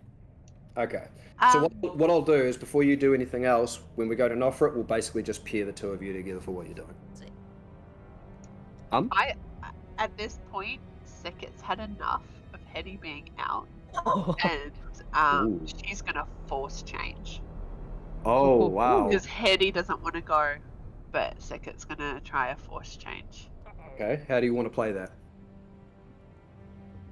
I'm gonna make the transition longer than it usually is, so she's not gonna be any help, basically. Probably for the rest of this skill encounter, she's Yeah. probably not. She's going to be out of it. Okay. Yep. In which case, it's probably a very good thing that Vander succeeded on his persuasion check, and that the half elf is focused on their puppy, because otherwise, seeing this individual change from a gnome to a towering half elf whilst they are in their lap could be, let's say, disconcerting. Yeah. Anything else to do with that? No, it's just gonna be That's a just it. really messy change. Okay. So it's almost going to be like one of those sorts of movie scenes where you sort of see the two faces just trying to struggle for control as somebody shifts from one to another, but one doesn't want to go, and the other one's trying to make it happen. And the last Okay. the last clear look of Hetty's face is this terror, Yeah, she's being forced back. and yeah, she's It's terror, not gonna fuck it terror, up for a while. and being absolutely hysterical as well. I love it. verge of hysteria. Beautiful. Okay. Cool. So, in that case, that then brings us to Nofret. You've just heard Vander. He says he's coming in. Vander, if you are going to go in, I am going to need you to make let's say a dexterity saving throw for you going through the doorway, rather than a constitution. When you're in the building, you're sort of surrounded by it. It's hard to avoid it. It's about weathering the fire. You're literally having to go through the fire here. That's an 8. Oh, okay. So it's only 3 points of fire damage as you sort of half leap through the flames and the smoke engulfing this doorway. And it's difficult to see, although I will say with your stupidly high perception, if you go down low to the ground, you can very easily see the sight of 3 bodies a little further into the room. Nofret. So the half-orc has just collapsed unconscious after you and the Ogrish have managed to lift this beam off of them. What do you want to do? You clearly, you can hear Vander behind. It sounds like he's coming in. What do you want to do? I would also say, for aesthetic reasons, that Maximilian's Earthen Grasp is like, normally, it has like a cracked nature to the mud and the dirt, but now it's looking like it's drying out and the cracks are like deepening and it's like a different tone than it normally is because of all the fire everywhere. It's all the fire. Yes, I love it. Okay, cool. But I have the strength of a fish, So I'm not gonna. I am going to. I'm gonna turn and see that the fire is taking over the entrance. I don't know where Vander is, right? I can't see him through the smoke, can I? I gave him being able to see where you guys are because of his passive perception. Mine's not as good. Yours is basically half his. So I'm going to say that no, not quite. You know where the exit is. You are oriented, and you know Vander's coming, but you cannot make out where he is unless you go low to the ground. Okay. In which case you may be able to see him coming. But the smoke is starting to get thick. It is starting to very much overwhelm this area, and it is starting to get very hot. You can see the flames through the smoke. Okay. You know, you do not have long to get out of this building. Yeah. I'm gonna tell him, come and help pull the body, and then I'm going to wait until he's right next to me, so I know that there is no one in front of it, and I'm gonna cast Elemental Burst to, like, water down the whole entrance, so that we can just him out the door. Okay, Vander, so you hear Nofrit call out. Yeah. You can sort of see where they are. You're making your way to it? Yes. Okay, easy enough. And the moment you get close and you see that there is this ogrish and this passed out half-orc, and immediately Nofrit pops open or whatever her water canteen is, and a spray of water flies out through the smoke, hopefully dousing some flames around the exit. What else are you two doing? And then I'm turning and I'm trying to, like, pull this person, but I'm also just concentrating on Maximilian's earthen grasp because I don't want the beam to fall on them before they move. Like, Yeah, you haven't put much attention on that, and you know, structural integrity and architecture isn't really your strong suit, but that beam looks like it's pretty important and pretty heavy.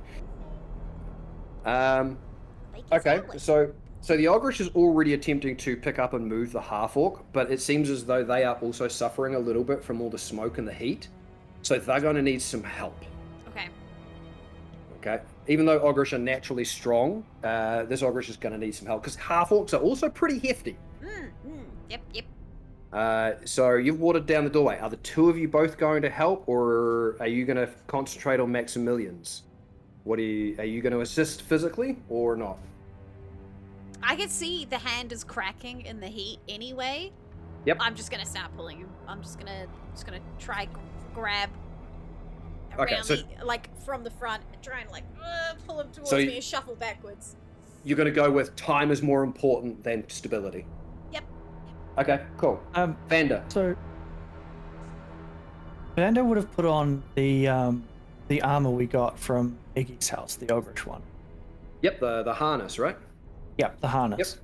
Yep. So he's going to use its aura ability. Ooh. Yes.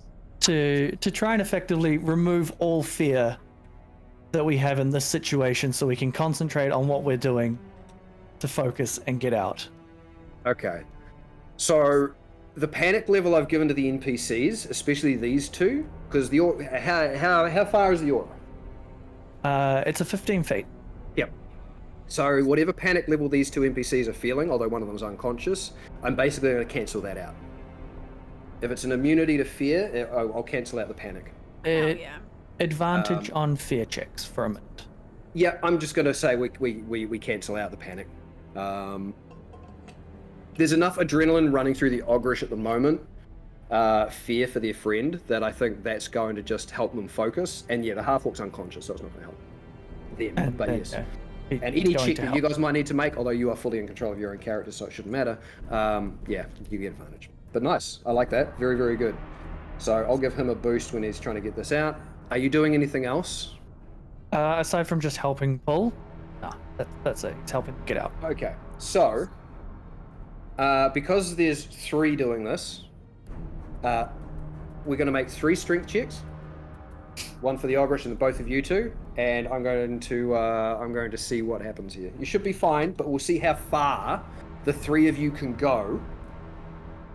See if you can get this half-orc out safely through the fire. I know, Les Lollies. Yep. I agree with you completely. We got him out. No, I was agreeing with Loz. I need to make your strength checks. 14. With advantage. Oh. Advantage? Okay. With advantage. Yep. Please. Oh, so the ogrish ended up with a 21. Okay. I have a 15. to a I have a 14. 14. Oh, did we both 14? get 14? Yeah, I got a 14 and a 1, so, Two so 14s 14. and a I got a 14 21. and a 3. Between the three of you, you managed to move this half orc at a fast enough pace after having doused the doorway and the beams being held up by earthen grasp. I love all of this.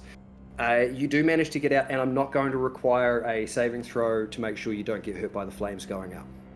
Woo! Between the amount of strength you just rolled and the dousing of the doorway, I'm going to say you managed to get out before the flames managed to sort of overcome the water again. That's going to be your And guys' then you turn. hear a crash You guys- as Maximilian dissipates. Yep. It You just guys have managed to get explodes. both the ogrish and the unconscious half orc out, although the half orc is unconscious still. Keep in mind. Right, Elise, you are currently near the window where you've created a ramp of stone and wood to try and drag this unconscious Drakan out. Is that what you're going to do? What are you doing?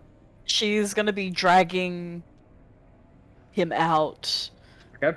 and making sure there's less,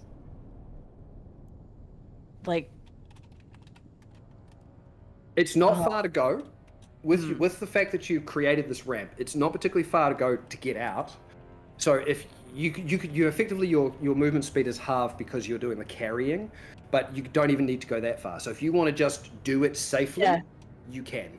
That's not going to be a problem to get them out. You won't get far away from the building, but you will be able to get out easily enough almost without having to make any checks. Easily enough because of that ramp you've created. just trying to make sure there's no, like, impact on the unconscious. You're doing it as safely as possible. Yeah. Okay. And you successfully do. You manage to go up this ramp you've created, and you do manage to sort of wiggle your way out over the ramp, down the side of the window, and then just kind of slowly pulling them out. And what's momentarily cute is you do sort of see that at the Drakan's shoulder, right beside you, there is this tiny little wisp of the form of a rat with the smoke and the wind curling around it that's got its jaws sunk into the clothing and is just pulling to try and help. Ineffective as shit, but the thought's nice. What's the strength of the rat? Let me No, ineffective as shit, believe me. -3, so whatever. But yeah, Still doing still cute. Still doing it. It's being supportive. But I yeah, can exactly. imagine it actually being on the leg it's trying to help move. I mean, I will say initially, my first thought was it was just going to be on one of the feet pushing, and then I thought, no, it's a rat. It's going to drag it, right? Anyway, so you do manage to get the Drakan out. Ray's gonna give this wispy rat a thumbs up. You did great! I kind of love that. Okay. You guys share a little high five. Teamwork. As you get out, you are aware of a groaning. And suddenly, as you're sort of out this window with this Drakan, you do see the moving figure of a halfling, kind of half slumped up against the side of the building, blood streaming down their face, completely glazed eyes, trying to just understand what the fuck just happened to them. You don't know where this halfling came from. You heard a yelp, and you can still hear Vian yelling angrily at something in the building on the other side. But this halfling's new. Any other one thing you might want to do, Frailes, before we move to the next? Checking the Drakan to know if he's okay at the moment, or does he need, like, attention now? Because they are unconscious because of smoke inhalation. If you want to try and help them, you can do a medicine check to try and stabilize them, if you will. she's now looking at the halfling like, They're look conscious, but yeah.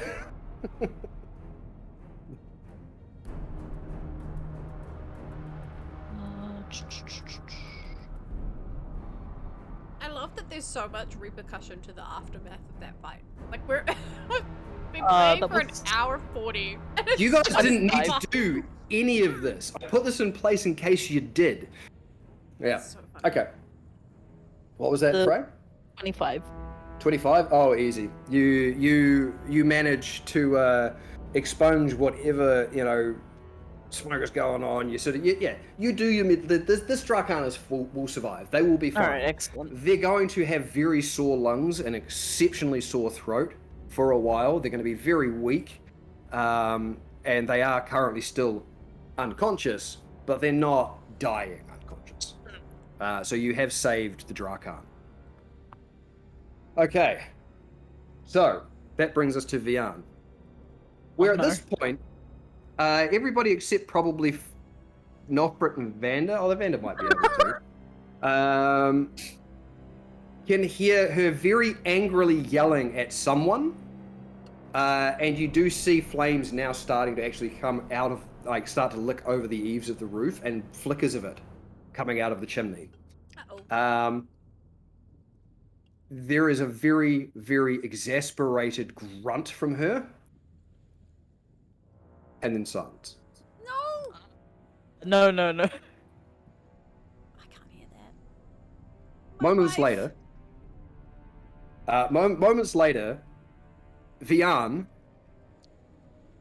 with smoke pouring around her, flames behind her, comes out with an unconscious old halfling over her shoulder.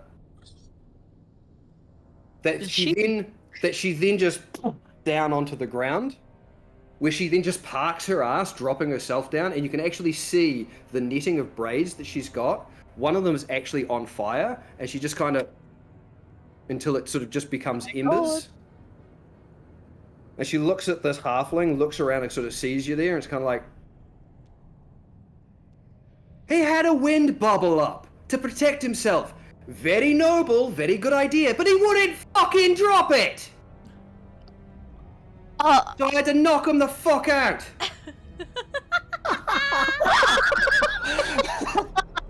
I love her! We're keeping her! me. She's one of We're us keeping now. her. The halfling had a gift where he could create like a little A bit wind of bubble. around him. The problem was it was keeping him and the other halfling safe. It was stirring up the smoke and the flames and making it worse.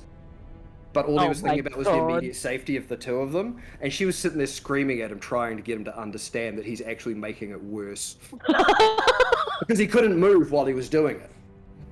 So, so she just knocked him the fuck out. So, I believe you've actually managed to drag everybody out of every building that you're aware of. Damn. Where are?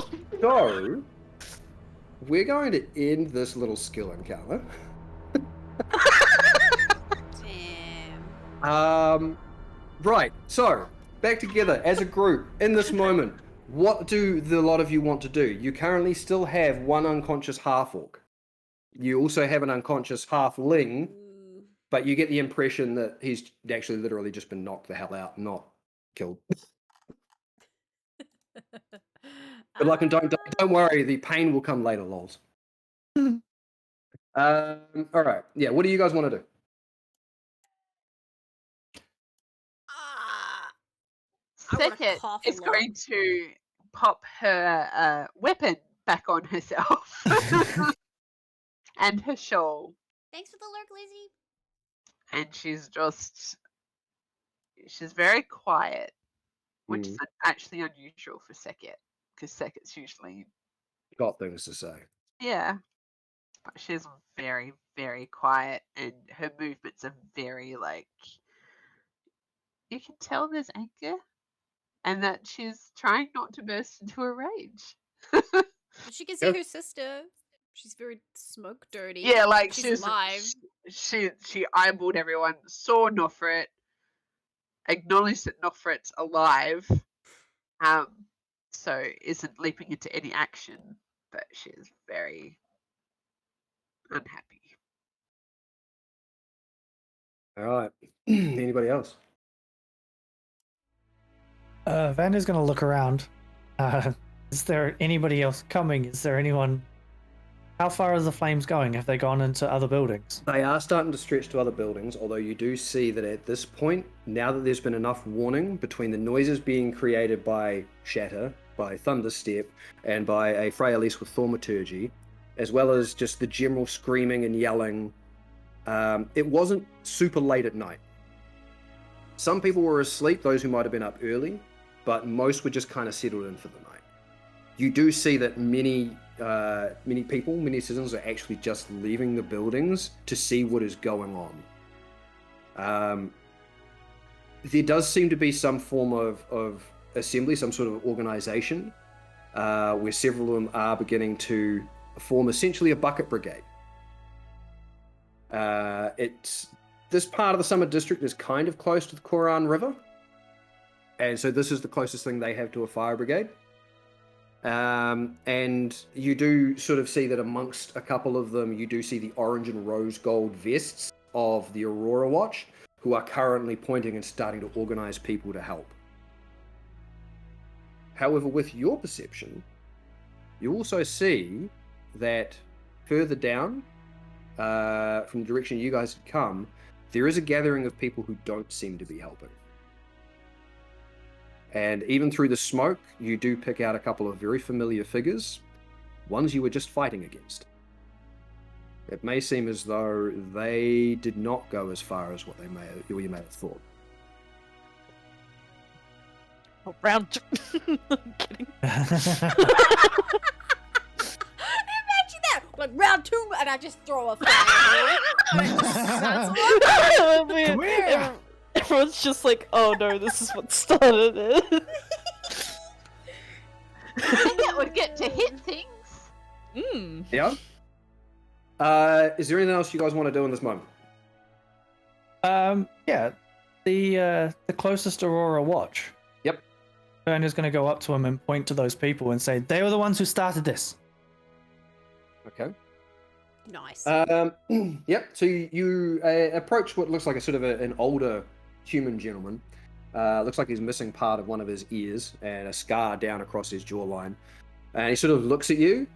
He's kind of like, well, as soon as we have people to spare, we'll go check it out. But for right now, we've got a fire. We'll deal with that. If they cause any trouble, let us know. Then we'll go deal with them. But for right now, we've got to dampen this before it spreads. I'm sorry. That's fair, but also... Innocent citizens in danger because of fire, or accusation being thrown around about the people who started it. It's a good idea, but right now in the immediacy of what's happening, there's not too many members of the Aurora Watch, and they are organizing the Bucket Brigade. Before Vander had left my side, I wanted to elbow him and be like, I need your watering can. Yeah. And I grab his water. Mine's out at this point from all of the stuff that I've been doing. Yep. And I use my last 3 spells. I'll go up to the building. I don't know, I'll do the one behind me, I guess. I'm still here. Just fucking... The building you just came out of? Yeah. Or like the ones to either side of it. I want to drench them. Right. Give them a chance. Yeah. Because the one you came out of and the one that Vian came out of, at the moment, look, they may be on saving of your spells. They're going to require a greater effort. The one that Freyalise dragged the Drakarn out of, and Nofrit dragged the half-elf out of, looks like they could be saved. Or Hedy, sorry, yeah. Okay, yeah, maybe I'll... That's tough. Do I either save the buildings next to the bad ones, or do I actually just go damp down the buildings that could be saved?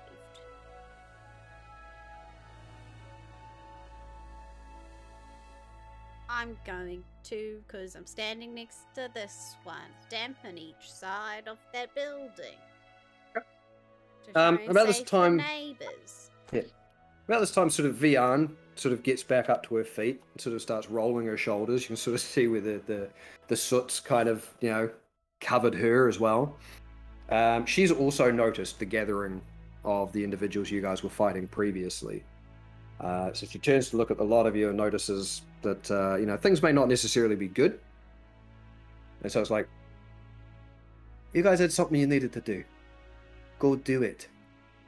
Let us take care of this. You've saved some lives, you've done what you needed to do. We'll just make sure you're not followed. And as she says, we, there's 4 thumps as 4 individuals all descend from the sky. just behind her, and they sort of immediately turn to face the people behind her. And it's an odd collection of individuals. There's the rainbow-colored Drakan with a harp, who you see also has like these glass gems studded all the way through his body, making weird sort of intricate patterns. There is a goblin in a robe who looks very, very angry. There is a small hunched over, it's hard to say whether she's human or elven.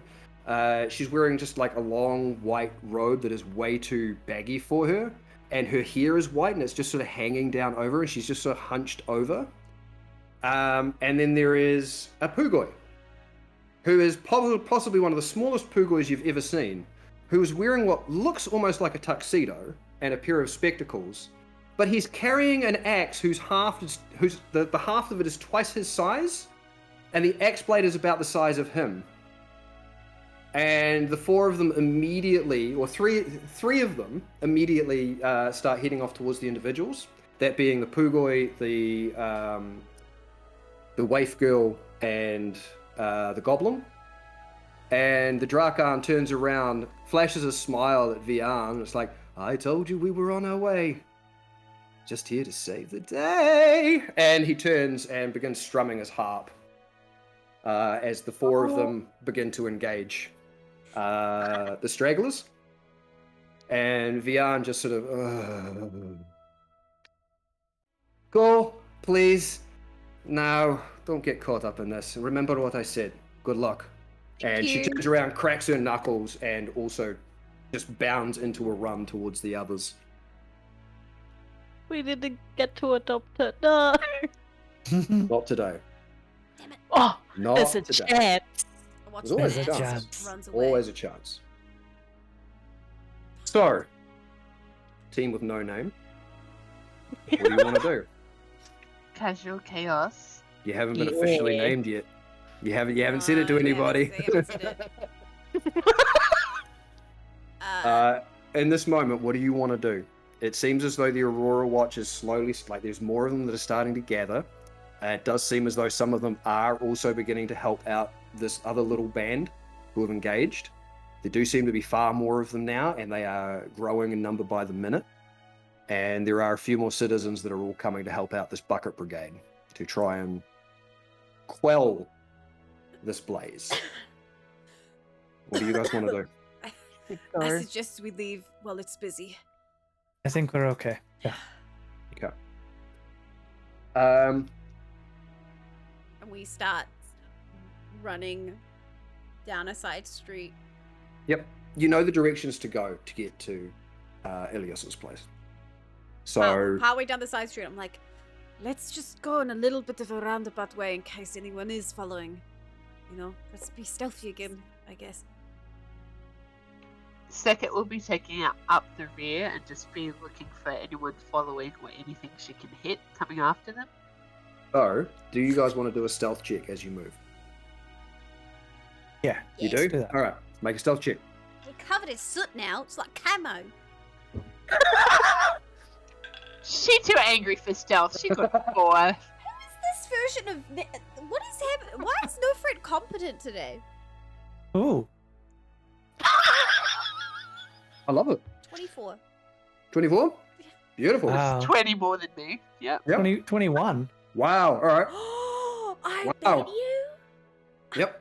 Apparently. Pray, how'd you go with your disadvantage? 12. Oh. Still not bad. Still not bad. Before we left the Mhm. kind of square area that we were in, I like pick up Artie and say, "You did very well," and I pat him. And as I pat him, he turns back into a little wooden figure. And I put him in my bag because I'm pretty sure his time is up at this point.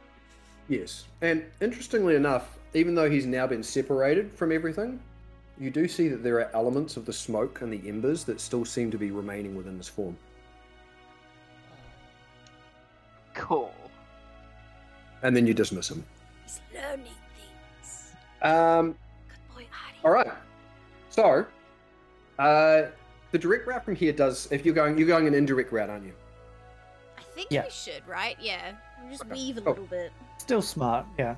All right, so it'll take a little bit of time, not too much, but you do see that whatever has started in that little section, whilst the fire isn't spreading, there is a certain element of this being a trigger event. And you can see that there are, just in small shadowed alleyways, the ones that you pass, you can see that there are just tiny little groups of people that seem to be fighting, mostly keeping it quiet. But it appears as though a certain level of bloodshed has begun over what is becoming this guild war. And even though Douglas may not necessarily have been a part of the guild war, this is going to be an inciting event in speeding it up and escalating it and bringing that to fruition. Which is to say that for right now, Cascorn is very much not a safe place to be for the unaffiliated. Unless you're a citizen. But also it'd be pretty dangerous to try and move an unconscious body out. Outside the city. This place is going to be under lockdown. Things are not potentially looking good for the trading hub of the eastern reach of Syleria. No, it was so nice. But this is just in the summer district. So who knows how far this might eventually go. Yeah, it'll go. Ah. Except for Urid. For now. You know what? Yeah. I don't care about any of it except the Lyran district because that place is very good. I love it. And you and Morius are the only two that have been there thus far. I don't want the okay. rusted coppers to be affected. That Sure, is our no. stomping ground. You guys know a few NPCs in this area. Angry. Right, so after a little bit of deviation and a successful group stealth, believe it or not, I did it, guys. I can just see that everyone else is just like really hidden. So if any eyes were to be drawn, it would be an angry barbarian. yeah, I was about to say, here's what we'll say happens. Everybody else manages to sneak pretty well, and Seket being at the back is just stomping along, and her stealth is making people not want to fuck with her. I don't see that angry It's barbarian. people so looking at her, funny. seeing her, and then going, "Oh, I don't see that." No. Didn't see anything. There is a moment where you come out taking this slightly more indirect route, where you do get to catch a glimpse of the Koran River and part of the Bucket Brigade that's spread a little bit out from where you were, and you do note that there is more glowing in the night sky. More fires have been lit, but these fires, they're at the edge of the bridges. The main bridge, you've got the Singing Bridge down the far way and the one closest near to the port. And then there are tiny little torchlights all the way along the inner wall of where the Varsian district begins. Those of you with a high enough passive perception will be able to see that the Rubrum Cascade have all formed up on the walls and at the edge of the bridges and appear to be blocking access from the Summer District. Oh my god. Every second or third person is holding a torch, and there are a lot of these individuals. And they've basically formed a wall blocking all access out of the Summer District for now. That is... Oof. Yep. You guys eventually find your way to the small dwelling of Passionilios. And due to the delay that you suffered, he's already there. Oh, no. Cool. He has one other with him, who is currently carrying Sudawatha. This is another large ogrish individual who is dressed up in more of an armor style of the robes, where it's got the stylized sun and a pauldron that's actually got the big sun on the side of it. He's also got hanging from his hips two large steel suns. They are fat wheel-like contraptions, but out of the edge of the wheels are little spiky points that are curved to make like the flames of the sun, and he's got one hanging from each hip. And he's currently carrying Surawatha. The moment Ilios sees you coming, he turns and he opens the door and walks on in, and his attendant follows with him. You have arrived at the home of Passion Ilios. So before we go any further, I think now might be a good time for a break. Yeah. Yep. Okay. Might be a lot of talking. Oh, yeah. Yeah. There might be. There's gonna be some consequences. I'm really long resting too. Yeah. I'm keen to get back into it. I think we just need to get up, have a stretch, have a drink, and Have a Kit Kat. back here in a few. Yeah. Be right back. Cool. Be right back, chat.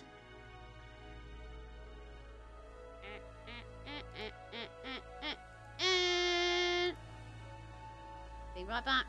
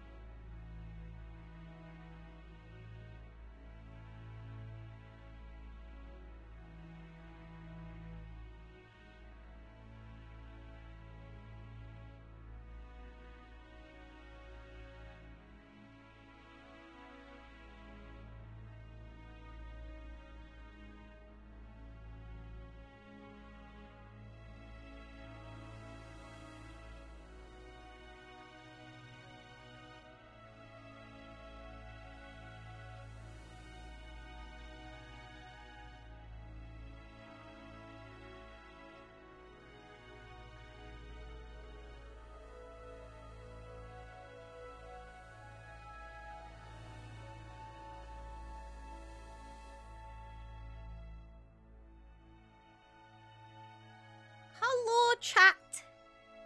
Thank you so much, Pedigree, for the follow earlier. I didn't really get a chance to introduce myself while playing the game, obviously.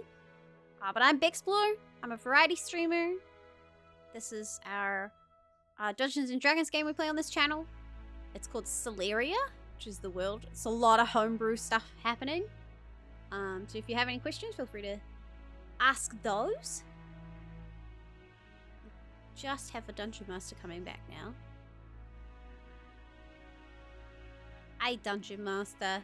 If anyone has any world questions, the be right back screen is the moment. What?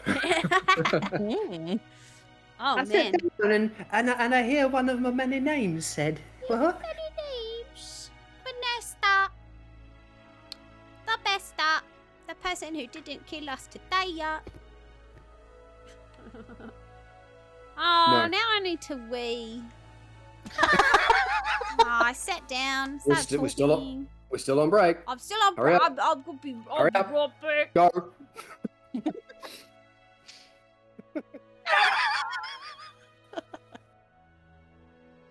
Oh dear.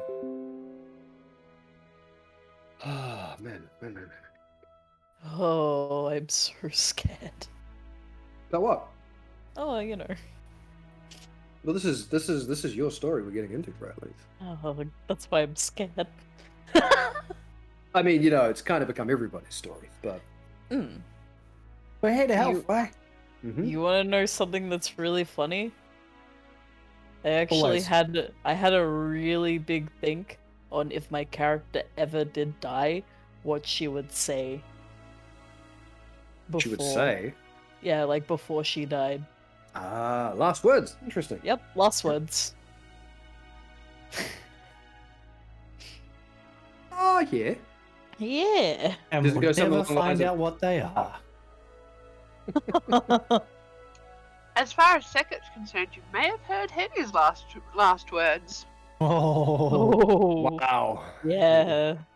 Yeah. Grumpy. I love that though. I love the way you're Mhm. doing that. Everything about that makes me happy. Skabooshki. Back It was funny because I was right at the beginning going to go, all right, Seket's probably going to be more helpful here. I'll let her out. But Hetty's just like, nope, that will take too much time. I've got to go see what's going on. Yep. Yep. Kitty's trying to be like, oh no, we've got it. It's practical. And Seket's like, oh, okay, I'm practical. Yep. We're good to go? Alright. Yeah? We are indeed. Yep. We're back? We are back. Cool. Okay. So you were all let inside the house of Passion Ilias. It's a small place, but it is reasonably well decorated. There are just a lot of things. Nothing particularly of much material wealth or anything else. Just a lot of like almost personal sentimental items you can just see scattered around. But you don't really get the time to take in anything here as he just hurries straight through and begins unlocking some doors towards the back. You can almost sort of semi-hear him grumbling. Which, since you guys have come back, Passion Ilios has always been relatively friendly. You know, he hasn't really been much of a downer. Since you guys have seen him now, he's very much on the downer side of things. That's sad. But he opens up a door and sort of ushers you through, where you do find a small little room with a tiny little altar, and hanging on the back wall you do see the symbol of the Keeper of Dreams, the same as the symbol he gave you, Nofrit, I believe, which is the vertical crystal that's fracturing at the bottom with a closed eye in the middle. And he takes a couple of minutes just to sort of do some preparations, putting out some mats, whilst his attendant sort of stands there holding Surawatha, not saying anything, not even looking at any of you. Does he Um, hasn't noticed us all smoky and covered in shit? If he has, he's chosen not to. He hasn't talked to any of you directly yet. He finishes setting up his preparations, and then he looks up at his attendant and just nods, who then sort of lays Surawatha down on this mat, turns to look at the rest of you, and just sort of gives like a half bow before he pulls the two stylized suns off his hips.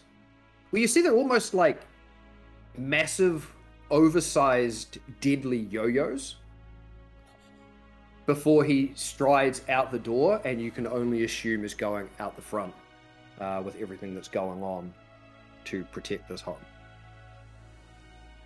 As he leaves, Elios does finally take a moment to look around and assess each of you. There's a slight shake of his head. It's like, please tell me that you did not have anything to do with what's happening out there.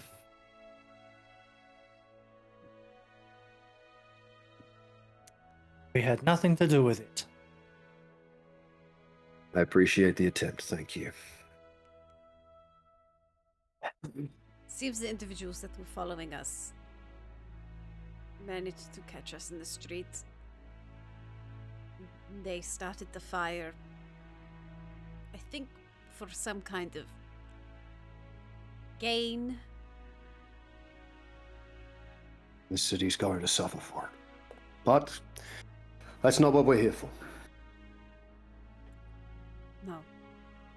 You're determined to do this in this way? Miss Winterlight? Yes. I know there is some urgency to this.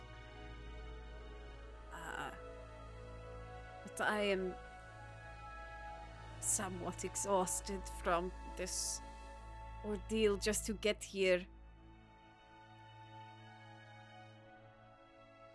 I am obviously going to learn the ritual, but perhaps I should attempt it in the morning when I have my full account of Will. At this point, I figured I would be just performing the ritual. I'm here now anyway.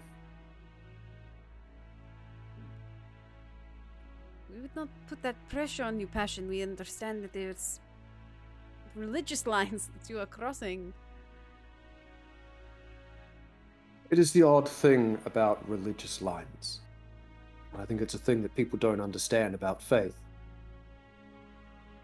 Just because I believe in one thing doesn't mean I can't believe in another. Unless two things are diametrically opposed and don't make sense, why can't you believe in more than one? There's evidence in this world that all of these things exist. Why can we only be beholden to one? Even if they no longer answer our calls. But there's very little I can do now that events have spun out of control in this city.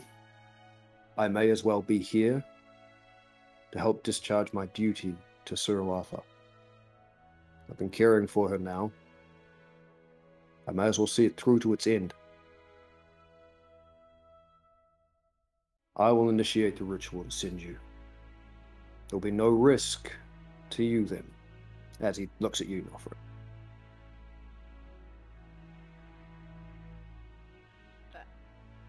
Just know that I do still object to the use of that relic. Is there some risk to you? Only if you all fail and go poorly. But if you fail, the city looks like it's burning now anyway. I may as well be on the front lines somewhere.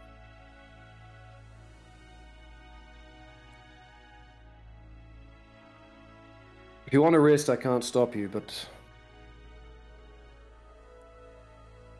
I don't know how long we've got before things start being locked down in the city.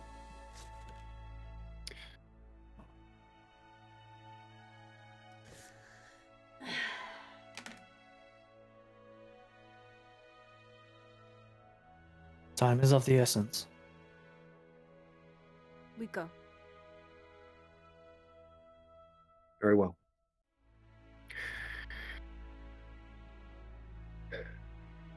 Freylis, Yes. are you ready? As ready as I can be.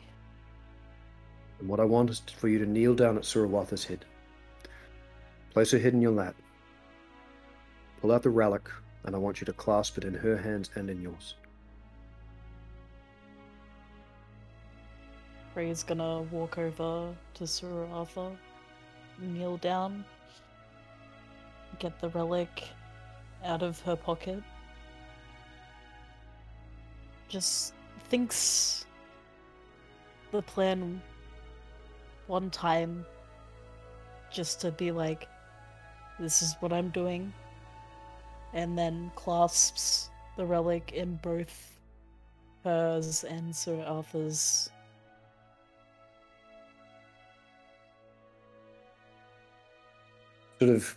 He focuses his gaze on this spherical gem-like stone. And for a moment, he can't pull his gaze away. Just shakes his head just a little.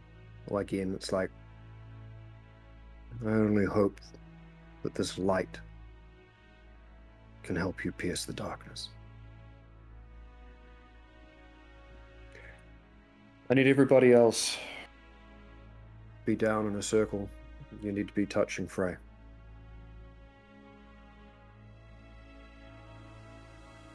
Whatever preparations you want to make, do it now.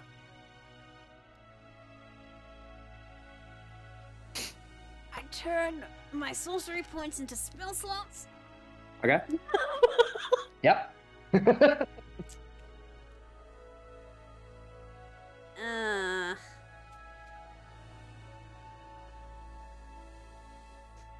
And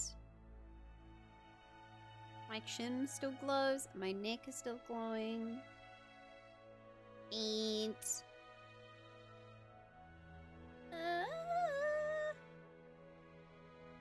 yeah, then I kneel down at Frey's left side, kind of just put my hand on her shoulder. You don't all need to be directly touching Frey, you just need to be linked. But yeah. However you choose. And yeah, whatever prep you want to do, you can. I'll just settle down next to Nofret and touch her. You know, as you sit with your legs crossed, just touch her with my knee. Okay, yep. Nice. I like that. Grumpy. Yep. No talk me Angie.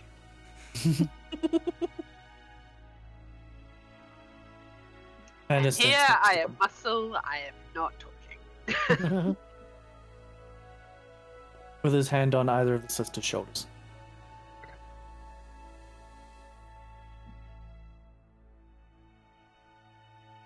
Passion Elios does look towards you, Nofred. I believe he gave you his holy symbol. Mm-hmm. So he does hold his hand out and request it back. Take it out of my pocket, hand it to him. Which he then puts back around his own neck. From a small bag at his hip, he pulls out small... You're not really sure what they are, but they glow with like an amber light, and they're squishy. Really, really not sure what these things are, but he sort of places them at 4 points around Surawatha before settling down cross-legged, facing Frey at Surawatha's feet. In the opening moments of this ritual, you are potentially going to see odd things. Just know that fate may exist, but we can all walk the paths we choose. Sometimes those fates can intertwine. You might see different versions of things. I do wish you the best of luck. I hope you can save your friend. And thank you. I know it may seem odd, but caring for Surawatha this time, it's made me feel like a parent again. My son and I don't exactly talk much, so this has been nice. Thank you for looking after her for so long, and thank you for looking after us. Come back safe. And he places his hands together, clasps them tight, and closes his eyes. He begins to chant a few odd words, and immediately, just immediately, the orb that Freyalise and Surawatha have in their hands begins to glow with the golden light that you remember seeing atop the bastion between. Like it's been fully recharged. And in the cast of that glow, Ilios himself begins to look a little different. There's more of a youth to him, more angular features, almost as though he's walked a different road. And then each of you, seeing each other in a different light, see the potential for a road you may have walked. Nilfred, as the others look at you, you are translucent. But stars light in your form, creating a being purely of an astral self. Sekhet, your gauntlets, your braces have extended out and they cross up and over your arms, forming these entire shield guards. On top one is a rearing snake. Atop the other is a snarling head of a panther with 2 tentacles coming out the front. Vander, your body, you're looking a little older, a little more worn. You've got a few more scars, but they don't detract from who you are. They only embellish the swagger that you already have. The only thing that looks a little different is the fact that one of your arms seems to have almost a darker cast to it, almost up to the elbow. Fragments of green lining through the fur of black. And Frey, there is white eyes, frost that seems to be coming from the edges of your mouth and the edges of those eyes, as though it's liquid pouring backwards that's frozen.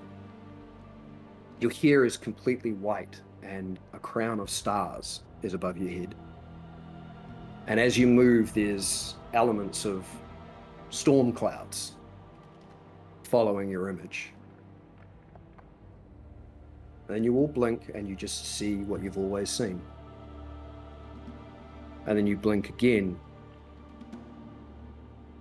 and the 4 of you are somewhere else. You can still very faintly hear Ilias's voice chanting in the background, but it's fading. That somewhere else is a hilltop. The ground around you is dead. Patches of struggling and straggly brown grass are peeking up from cracks in the soil. Elements of that ground are scorched and burnt, and everything is cast in a glow of crimson. The sky itself is alight. Dark streaks of red and tiny little streams of fire seem to echo down from these darkened clouds. Shadowy figures descend from these dark clouds, swarming upon a city in the distance. A city that is on fire and in ruin. There is a massive crater behind you. Absolutely massive. And it calls to mind the Uren cauldron that you'd seen not so long ago. There's no molten fire in the bottom of this. But you could swear for a moment you did see a shining white castle at the bottom. The city in front, these shadowy, winged figures that circle around it, constantly coming down and breathing lines of fire and lightning into the walls and the battlements and the houses. And in the middle, you see a rising ziggurat. And one large shadowy figure is crawling its way around the sides, driving its head into the side of the ziggurat, where you can see lines of lava pouring down out of where it drives its head in. To the southern side of the city, there is a large tree that is on fire.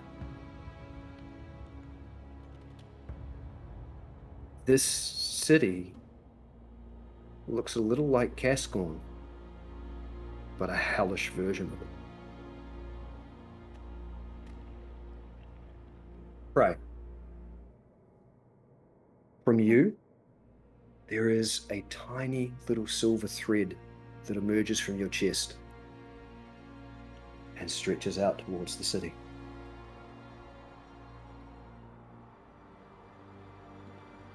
Elias's voice fades from the background, and you are alone on this hilltop.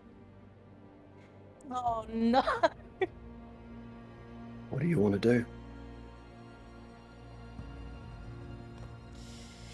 Ah! Frey's gonna look around. There are a lot more shadowy figures on the ground nearer to the city than you thought. Not necessarily on this side of the city, but you can see them swarming the walls. This city is under attack from something. And even these creatures swooping out of the sky are just setting everything on fire. There's mountain ranges in the distance, banks of dark cloud, and again these drops of fire that just drop that come from the sky. It's less like a dream and a lot more like a nightmare. In fact, did Theodore happen to describe to any of you the vision he saw when he went into Surawatha's mind?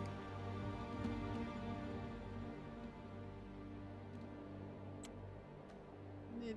This Maybe. is what he I saw. don't know if he talked to us about it. I can't remember if he did, but this is Be what in that the is. notes somewhere. Probably. Oh, I can't No, remember if he Fred. mentioned it or not. Nofred is very still and staring. Frey's just going to do a little like arm wiggle, like a shoulder wiggle, and she's going to start following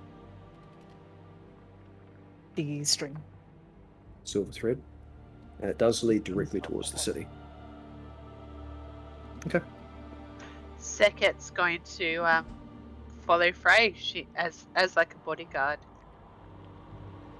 I'm just going to go shut that because it's causing a glare across here. Sorry.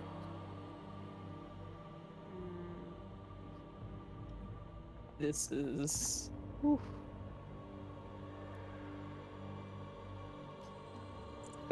we go. Nope, that didn't help. I'm still just staring. I know it's We've not- started walking and I'm still just staring at the city. Okay, there we go. Yep. Yep. And draws his daggers. Frey's just And- keeping in mind on what Ilias said. Of things are going to be different. And to that, there's something else that you all kind of note as you maybe set out, except for Nofra, who seems to be standing still. Elements of these different versions of yourself that you'd seen still linger. They don't stay, but it's almost like your body's shifting into these different possibilities of who you may have been, who you may become, who you may have been before, who you might have been in a different life, who knows. But constantly shifting and going through different elements and different versions. Is Nofrit catching up to the rest, or are you just going to stay for a bit? Oh, Vander hadn't left yet. Okay, He was going to give Nofret a gentle push on the back. Okay.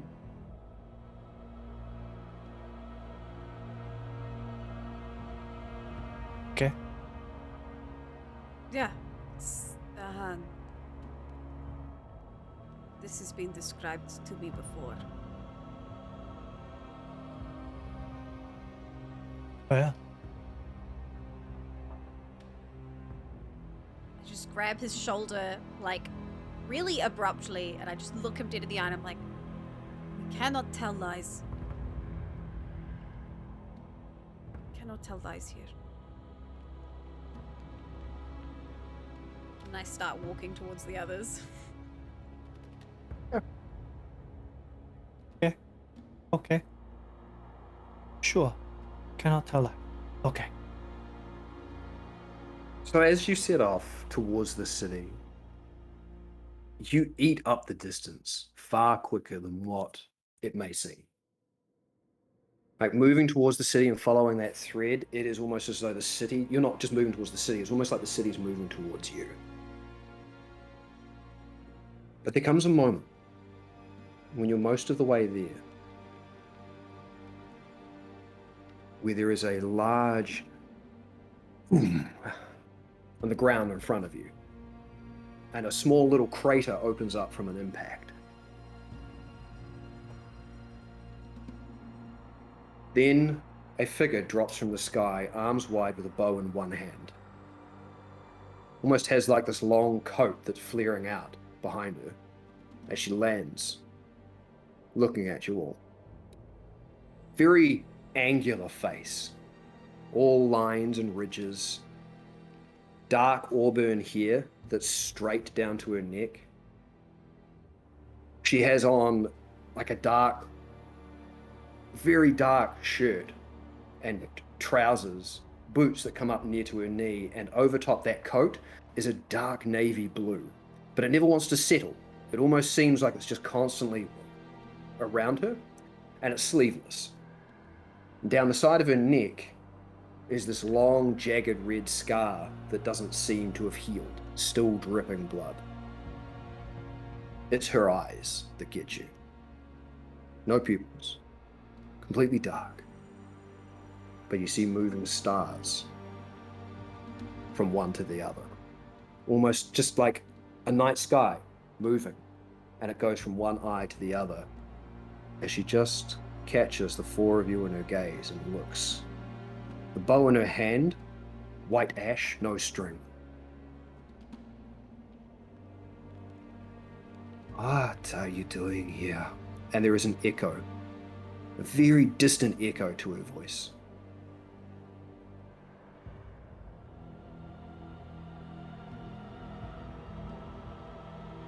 I said, what are you doing here? We come to Well- retrieve one who is stuck.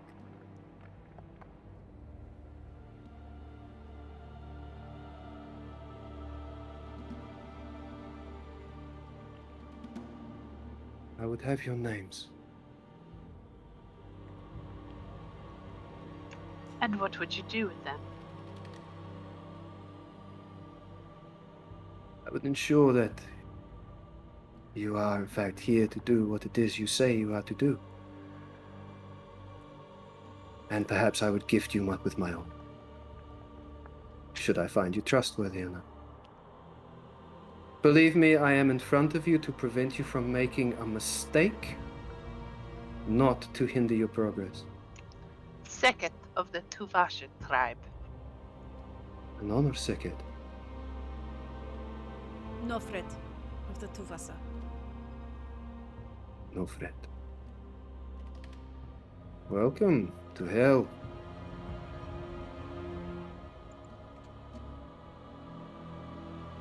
And Simply Vanda, that is all I am. and that is all you shall be known as. Hello, Vanda. Great Elise Winterlight. Actually, you, Miss Winterlight, I did not need an introduction. But thank you for giving it anyway.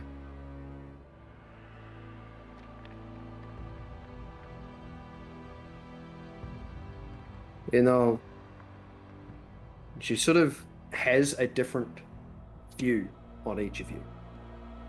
To each of you, she's slightly taller than you are. But obviously, you can only see your own perspective. but only slightly. So Freya Elise, she looks like she's marginally taller than you, but her form doesn't change. She's not a gnome. She's very human looking, but only slightly taller than you are. But she takes a couple of steps towards you, and she may be distant, but know that she's proud of your actions here. You are doing the right thing, but you must be warned. This is a very dangerous place you find yourself in. I will try to clear a way for you. But be careful of what you see. You will try to be led astray. A Fate Weaver is trying to interfere in things, and it is making everything difficult for all of us. Have we Praise God. heard mention of the Fate Weaver before? I don't believe so. No. I maybe wait. Didn't Grandmother Lapis mention it when I spoke to her in the dream about the phase spiders? They were called the Weavers. But not. There was Fate nothing Weavers. about fate. No. They spun the dreams, but no. Someone else spinning fate. The mark on her neck. Yep.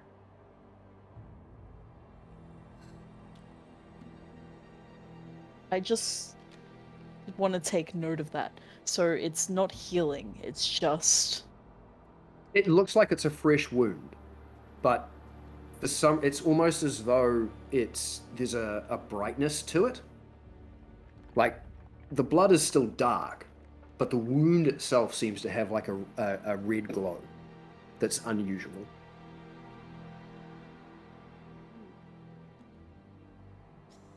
Okay.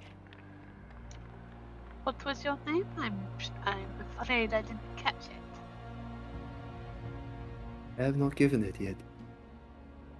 Wouldn't care to make a guess? I am a terrible guesser.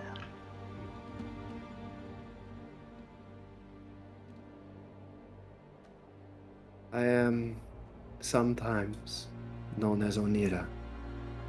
I knew it!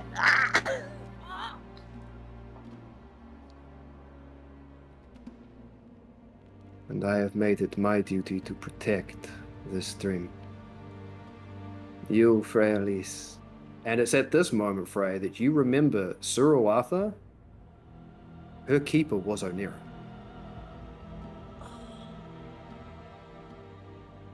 As soon as you mentioned the scar, like the mark on her neck, I was just like, hang on. Yep. A recent wound that isn't healing. Wait, let me go. Where are I my don't notes? remember that. Oh, I don't Because remember that I at all. remember a Remember particular what? thing. The wound thing. What's the deal with the dark moon at the moment? It's hurt. She's not around. Onira is the Yeah. keeper of Onira is the keeper of the dark, and the moon is a representation of her. And the moon currently has a jagged red scar through it. After Yeah. Yep. And she's got a big red scar And that was down her after neck. we came back from the last set of fucking Yep. Nightmare World. Where the... Ah, shit. That was kind of the big giveaway. So I'm glad you latched onto Yeah. that, Frey. I'm glad you got that. Oh, If you excuse me. hadn't have all been courteous and actually offered up your name, she was not going to give you hers. Well, I fucking just went to Vander. I'm like, we can't lie here. Yep. Out of And character. Sika is trying to reassert her identity, so that's why she was first up. Like, Yep. I love it. Out I- of character, just remembering the Keeper of Dreams said that he always loves his daughters, and But we should tell them Said- that. If you ever Near- met one. said it is not your fault, or something of the lines of that. I don't have my notes on me, but I can remember that Hold he on. said something of those If lines. somebody can find that. Oh god. Yep. oh come on, that's got to be close enough. She's like, Not my job to remember everything, guys. I mean, it kind of is, but you know. That was when we talked to him in the base, like the Yeah, the grassy area. I didn't write it toilet garden. verbatim, but Mhm. I did write, if we ever met the daughters of the Keeper of Hope, tell them that he did not abandon them and he loves them. That's right. He didn't abandon them. I don't That know was if that pretty was much the it. specific, That but was yeah, pretty much it. Yeah. It was very simple. It was, yeah. Yeah. Frey's gonna relay the message that she got and everyone else got. There is a brief pause, even though she's kind of holding your gaze with her starry one.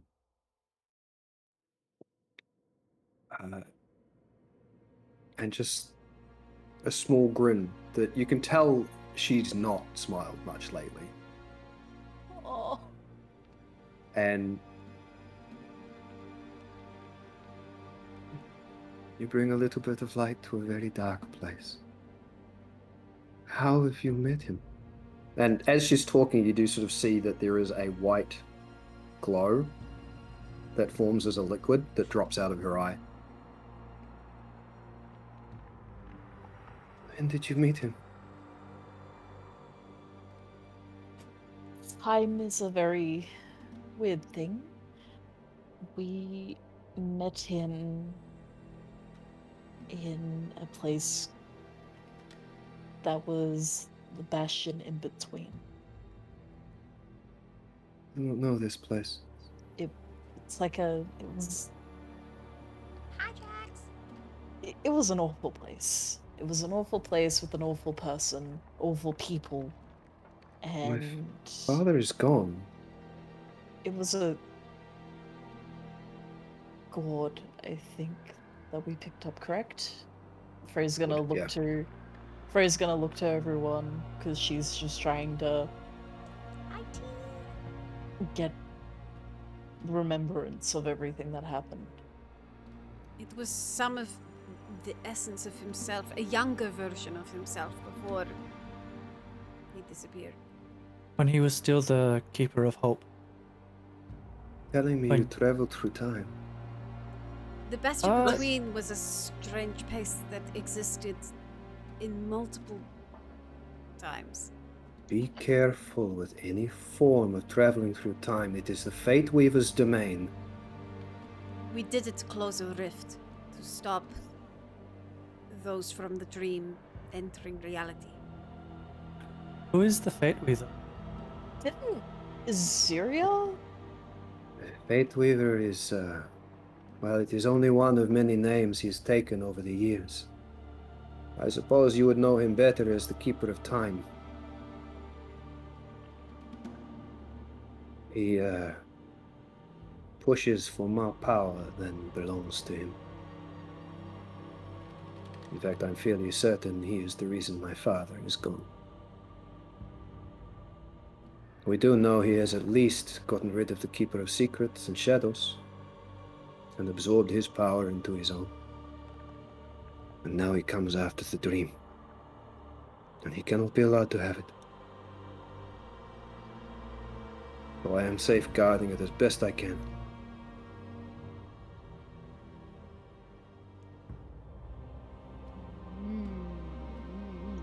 The lore, the lore. Do your sisters aid you?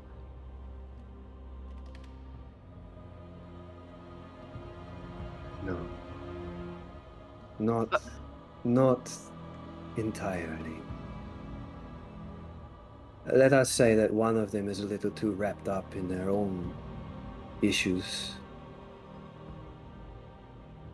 The other is perhaps a little bit too concerned with something else. They assist from their end from time to time, but with me stuck here for now, choosing to be here, not stuck, that's probably the wrong way of putting it. They look after the affairs of mankind as the moon keepers, that I cannot.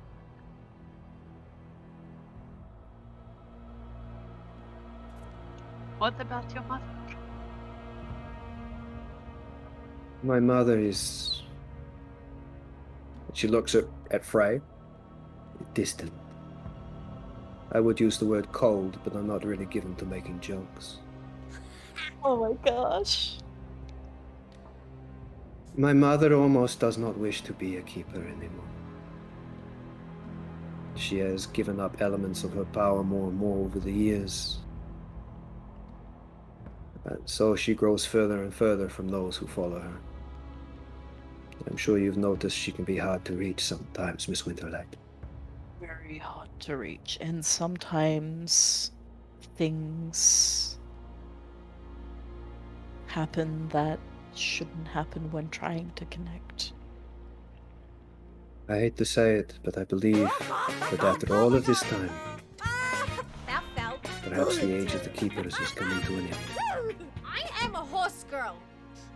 Thanks, Boring Yeah. Jacks, for scaring the shit out of me with this. I'm sorry, guys. That might have gone over that really nice moment. Appreciate you, Boring Jacks, thank you for the prime. All I said was, I hate to say it, but I believe that perhaps the time of the keepers is coming to an end. What is going to follow? Yeah, Who what knows? happens then? I do not know. I was born into a world where the keepers already existed. I have no better idea of the future than you do. But it will be a time of great upheaval. And who's to say? Perhaps I am just speculating. In my mind, that which is lost must be found again. So that balance will return to the cycle of life, death, and rebirth. Hmm. I see you got a message. I did.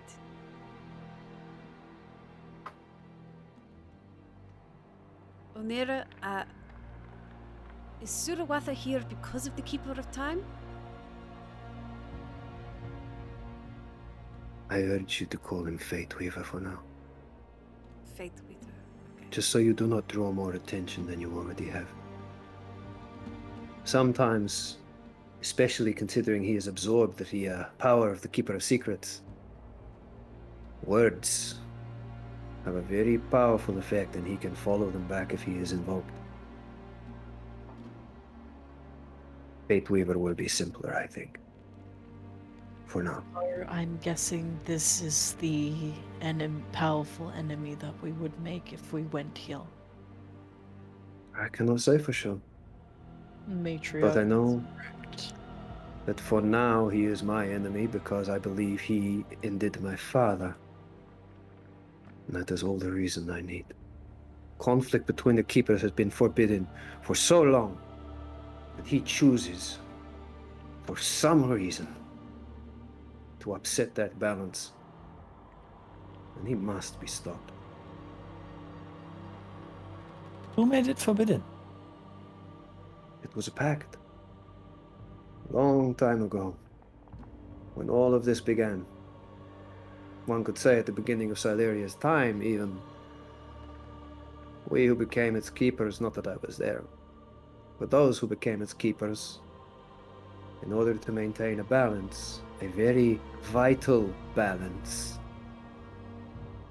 came to the conclusion that the best thing for everybody was to put all conflict between us aside.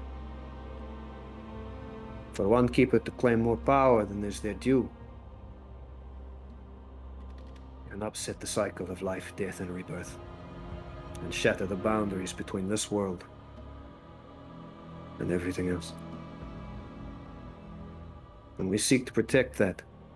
And I'm sure that the Fate Weaver thinks he is protecting it too, but killing and stealing power is not the way to do it. I just wish more of our fellow keepers were not so complacent. I should see the threat for what it is, and I do not. That is a good question. I mean, why are they letting it continue if he has broken the pact? There are many cogs to this wheel. There are many problems that are currently beginning to crop up. As I said, it is a time of great upheaval. Everybody thinks that their problem is the biggest problem on the block. So they're just not seeing the full picture. Or they think that whatever it is they are dealing with is of greater importance. Or they don't care. I don't know. I've intentionally kept myself away from it for the last few years.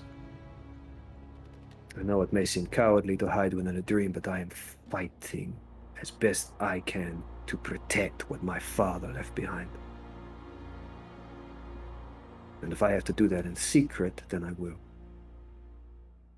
The Keeper of Hope is a pivotal element. But there is hope. Yes. There is balance. I can understand your pain. When the Keeper passes on, their power does not disappear. It remains. And it can be claimed by another. And that is what the Fate Weaver is trying to do. He was too slow when it came to my father. I hold his power now. And I am trying to balance it out as best I can, but I am constantly under attack. So you need every one of your followers right now. Which is why you protect Surawatha. My followers are under attack. This is one of the reasons why Surawatha has been targeted. Fate Weaver knows that I hold the power he desires, and he will not hesitate to now come after and kill me. But he cannot find me, because I am careful.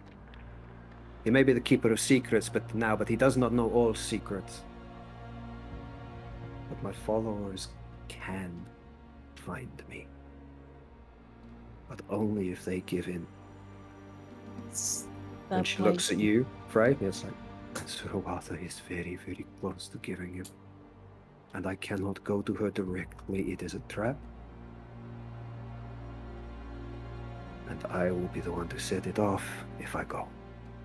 So if you are here to save her, I will give you what aid I can from here.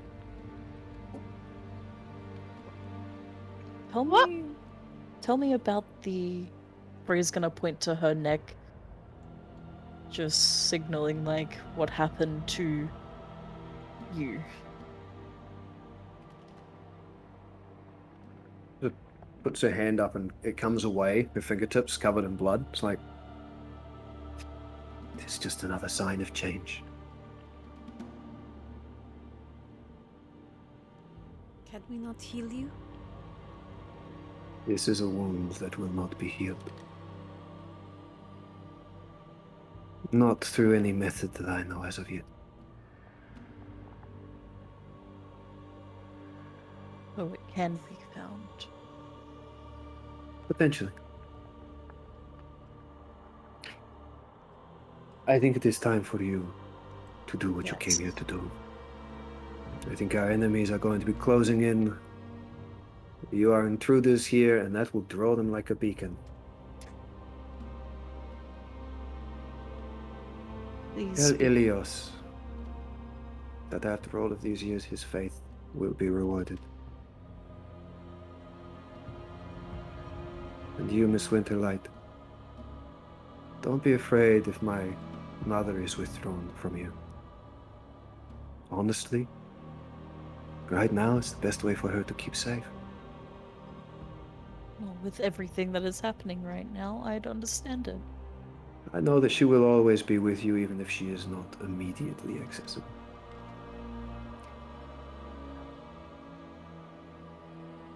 She sort of stands back and lets go of the bow, which just kind of hovers there, and then holds her hands out and just crosses them and gives you all sort of like just a cross.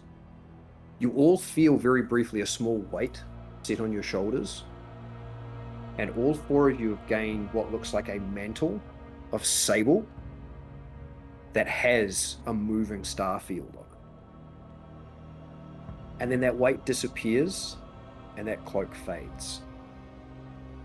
Until you take a long rest or are knocked unconscious or leave the dream, you now are all under the effects of Pass Without a Trace and Bless.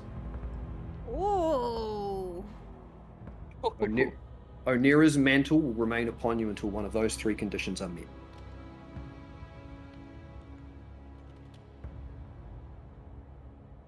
Pass without a trace. Yep. Thank you. No. Thank you. You have a great challenge ahead of you. I will try to clear the way as best I can. But I cannot fight this battle. I cannot interfere directly. I will announce myself to the Fate Weaver if I do. I wish you all luck. Thank you. Maybe we'll meet again when circumstances are a little nicer. Tell us more stories. She's immediately distracted. Stay safe. DM. Hello. Clarity. Okay. Because my brain Sure. is working at 2%. The Yep. Keeper of Dreams Mm-hmm. is not Onira. It wasn't, no. No. That's Kagetore. Yeah. Mhm. Who How is story, gone. yeah. Who is gone. This is the Because first. Keeper of Dreams is Keeper of Hope. He was originally Same. the Keeper of Hope, and Yeah. he didn't recognize being called the Keeper of Dreams. At some point, along his timeline, Kagetora became the Keeper of Dreams. Whether Hope evolved or he lost the domain of Hope, you don't know. You But don't she's know how calling that happened. herself. She's taken upon his mantle. She has taken on his mantle. So She's therefore taken up his power. She is now the Keeper of... She Dreams. will, at Dreams. some point, when she fully assimilates the power of the dream, she will also become the Keeper of Dreams. She will become Is- the Keeper of Dark and Keeper of Dreams. Okay. For Yeah, right I am now- following correctly then. Yeah. Yeah, for right now, no idea about the Hope thing. But yes, a Keeper can have more than one Domain. domain. Like Freya Lisa's one is Winter and Sacrifice are the two main things that it's domain. Bless you. Many of the Keepers only have one. Like, for example, all of the Moon Keepers are specifically light, dark, and balance. Mm. You know, Zexen is light, Onira is dark, and Manayan is balance. None of them, as far as you were aware, have taken up a second domain until now. And Onira is the first one that you've actually had acknowledge the fact that Keeper of Dreams is dead. Because if she's got his power, He's dead. gone. He's gone. Yeah. He's not just vanished, he's gone. We were aware that Onira had taken some of the power. It That wa- had come up. Yeah, That had it was come up. it was suspected that it would have passed to her because of, I think, something you discovered in the Bastion Between, something somebody said there about that the power might pass to her. Yeah. What she's saying is she took it up. Oh boy. Yep. It's gonna keep following the thread. I'm Um, gonna before She hasn't gone yet, but yeah. before we walk away then Mhm. I will take like a second, and you can see Nofrit is in really two minds about what is going on. She's having like this really fighting herself moment, and then she sort of just kneels down and she puts her face on the ground and bows to Onira. And if you are now the Keeper of Dreams,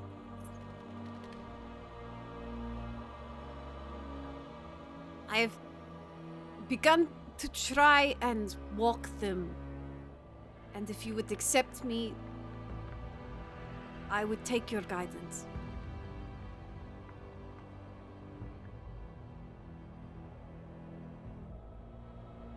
I have enough trouble being the Keeper of Dark. I took up the mantle of the Dreamer just to keep it safe. perhaps one day, if you wish, I might have enough confidence in my abilities to be able to guide you. You seek to be a dream walker? Like your grandma? You know, I've had conversations with her. She may not have realized it was me. She is very powerful. And she sort of glances briefly over at you, Sekit. It's like, as is another that you are tied to. You do not remember your grandmother, though.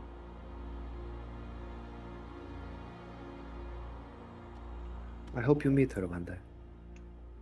Do you know her? Is she alive? Where would they even begin to look?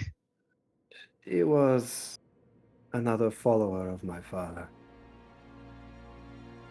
Maybe while you are here, you will get some guidance to that. But if you wish to be a dreamwalker, Nofrit of the Tuvasa, you have that power within you. You don't need my guidance to do it. But when this is all said and done, at least I'll be a little bit more free to try and take care of the in-between, to look after the Veil and attempt to right the wrongs that are going on there. But for now, we need to push back the Fate Weaver's touch. Until then, I am bound, trying to fight off everything that he is throwing at me to find this power. Is there anything we can do to aid you? Risuruatha. And she once again looks at you, Frey. It's like, maybe find more of those lights. There are more? I said things are in upheaval, and it is dangerous to do so. Very dangerous. But if things are escalating to the point that I believe they are, mankind as it exists is going to need all of the help that it can. And even though the Fate Weaver masters the domain of time, those lights might just give you a chance to fight him at his own game.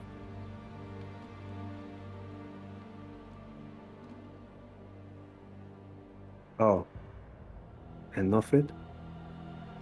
They are the lights of truth of which you were told. Good to note. I will not clarify anything more. The rest is for you to find out. Not at this stage, anyway.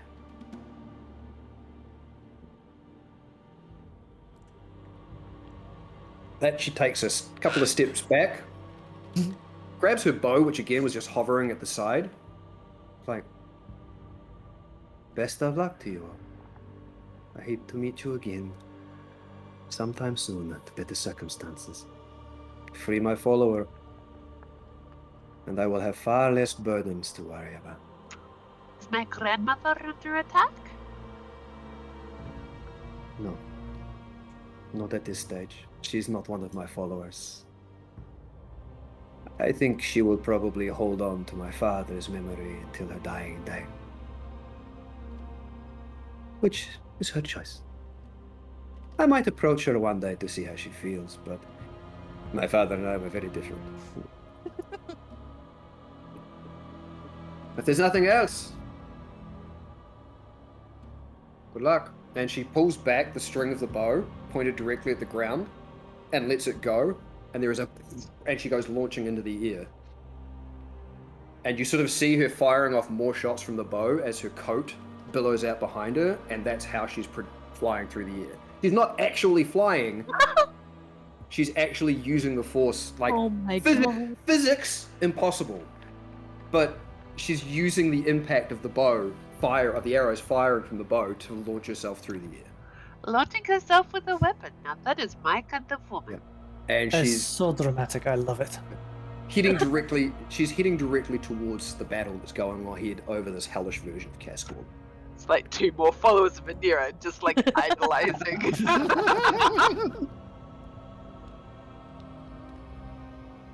Okay. So, Oh! I have a grandmother, guys! Holy shit. Yay! yeah. So were you following the thread some more, Fraley's, while I can see certain minds are being blown? Yep. My mind is kinda like ticking into overdrive. Okay. So the thread carries you down this hillside, over this plain, and it does seem as though Onira is drawing attention to herself deliberately to try and draw enemies out of your path.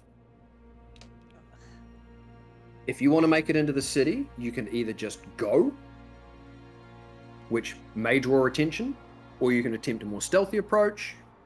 Whatever you would like to do is up to you. How like this thread is taking you to this version of Cascorn. What do you want to do? How do you want to approach it? I think stealth is still best. You do have, you do all have the benefits of pass without a trace. So, And bless. yep. Sure. So you get to roll your stealth check, and I believe pass without a trace is a +10. And the bless.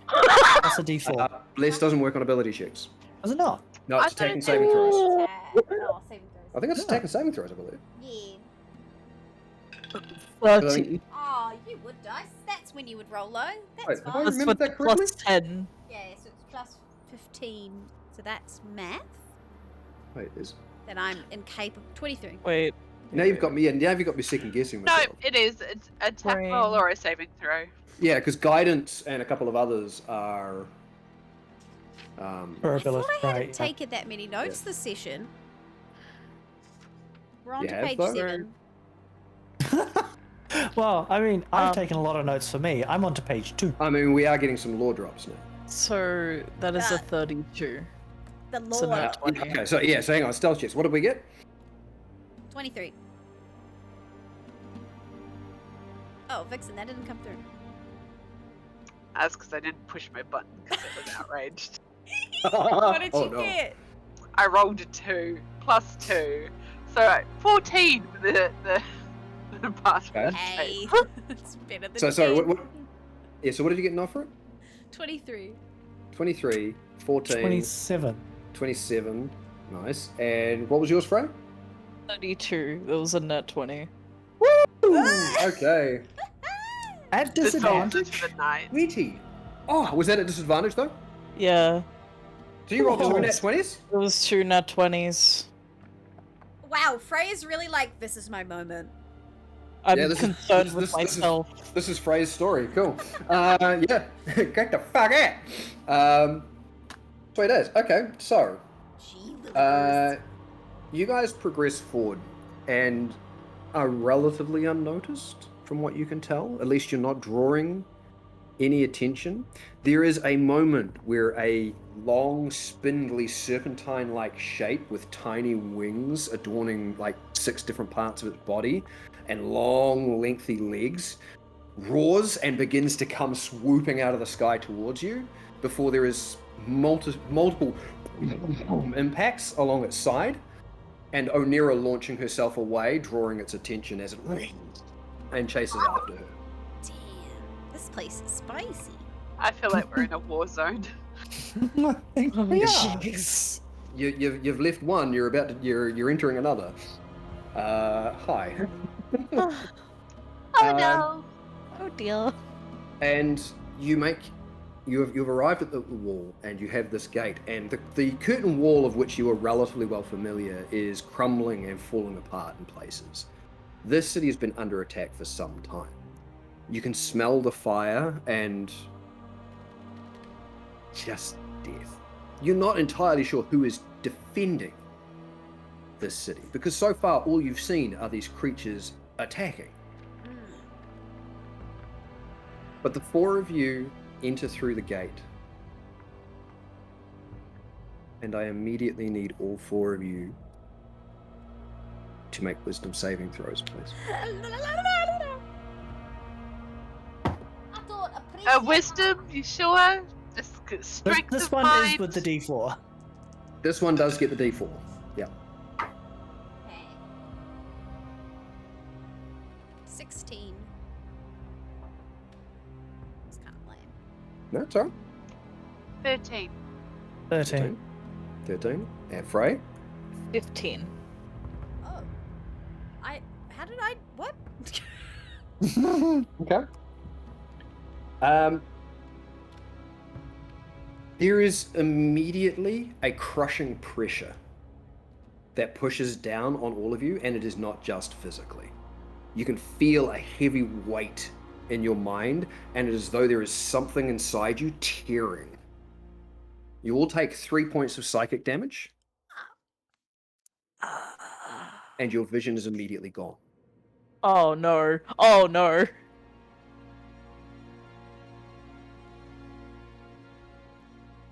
Look, Quinn. I think we have to have a discussion about the fuckery you're allowed to do to us. You sure? Because it's about to get worse. Oh, I'll lovely. Shut up then. I'll shut up. Who wants to go first? Is it marching order? No volunteers, or shall I roll the D4 to see who I mess with first? Roll that D4, Quinn. just have some fun with your pointy, deadly die. Go for it. How far? Why? Okay, hit me with it. Nilfred, you wake up. You're familiar with your surroundings. This is your bed back in the Tuvasa camp. You hear the sounds of life, the tribe going about its usual business. Just another day. You get up and ready yourself, and you have distinct memories of having brokered some recent trade agreements. Successfully. You've actually brought a little bit of riches to the tribe. And not only that, some of your recent attempts to find new oases on your different travel routes have borne fruit. You've done exceedingly well. And the tribe and your father are very happy. As you step out into the sun, you see a multitude of tents around you. More than you have seen for a while. This conflicting memory of what you know and what you're seeing. Many of the tents look new. You see familiar faces. In fact, one of your brothers just kind of waves his hand at you with a big smile on his face as he looks like he's running off to go deal with something. But there are also unfamiliar faces everywhere. The sun is high in the Tarragonian sky, and not far away you see the incredibly tall red spire of Niban's Perch. And then you remember, that's right, we're at the meeting of the tribes. You know, these trade agreements, you've successfully negotiated with several of the other tribes for certain bits of leeway at different oases and whatnot. You've had a very successful time. And in the wake of all of this, it tugs at your mind that, well, this isn't quite right. This isn't where I was or what I was doing. And your father strides up to you, big smile on his face, and just, in a very unfamiliar way, claps you on the shoulder, gives out a bellowing laugh. "Oh, my treasured daughter! Please come! It's time for us to have a very hearty breakfast to celebrate all that you have brought, all of the pride you have brought to our family. Come! I insist you sit at my side this morning." And Montu just almost forces you to come along with him. Oh, that's gonna set some alarm bells for Northridge. She's like, Dad doesn't treat me like that. Choose to do anyway? I choose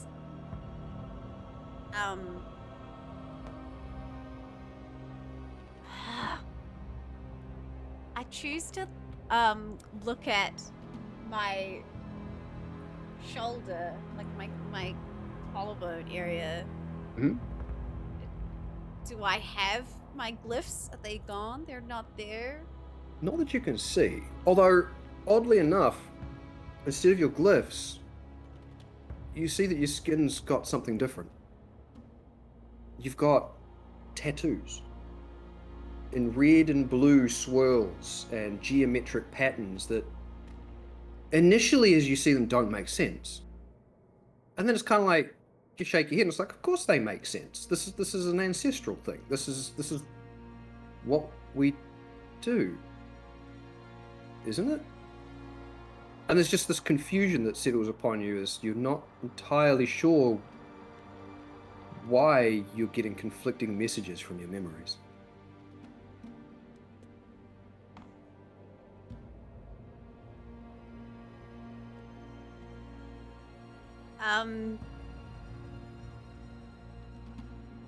As we're moving along, I guess, because he's forced me to. He's I asked- forcibly guiding you Yeah, yeah. towards the where you're having breakfast. Yep. Where is my sister? Your sister? I'm sure she's out hunting something. We're going to have great feasts every day for the next few. We have had a very successful meet. Very successful, and that is in part thanks to you. She'll be back soon. I think she prefers to be by herself, or at least out hunting with some of her friends from time to time. You've been away a while, you know? It's good for you to return and be with us once again. I've been away for a while. What if you have? Where have I been? Well, you decided to set out on a journey to visit, I don't know, other tribes, or go to, civilization. Check out what it is like. Learn a few tricks, and hey, you have come back and you have made me very proud. Very proud! At this point, you're at the tent, which he then sort of flares open and almost pushes you through into it. And you do see that several members of your family and close friends are there, as well as an individual that's not immediately known to you. This almost younger fella. He's kind of tall, striking dark hair, and he's certainly got a look in his eye when he sees you.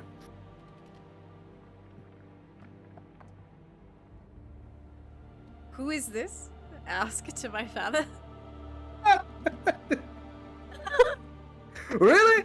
You ask the silliest of questions sometimes, my daughter. Please, be seated, be seated. And you see as this dark-haired individual immediately begins pouring drinks and specifically setting up a plate for you with great care. And he just dares to give you just a tiny little smile. Please, please, you have earned this. Huh? I asked the man sitting next. Who are you?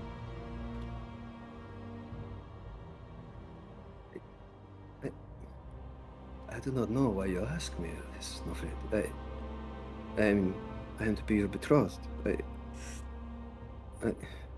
This was agreed upon. Part of the meet that we do is forming alliances between other tribes. This is wrong. This is wrong. This was part of This is the wrong. alliances. This is wrong. And Montu, upon everybody being seated, then stands back up. Yes. To my daughter, pride of the Tuvasa. We drink. We celebrate. And everybody just grabs their chalice and immediately starts to drink. And he does as well. This is wrong. Is there anything else you want to do other than that? I am going to stand up and take my robe off and I'm going to walk out of the tent. You walk out of the tent, only to find yourself walking back in. Your family is still drinking, and they continue to drink. You will not trap me here. And as they drink, you begin to see their skin begin to dry.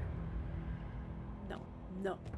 And it begins to flake away and turn into sand. And their skin and their flesh all just sloughs off their body like sand. But their skeletons stand there with the chalices still tilted. Sand pouring through.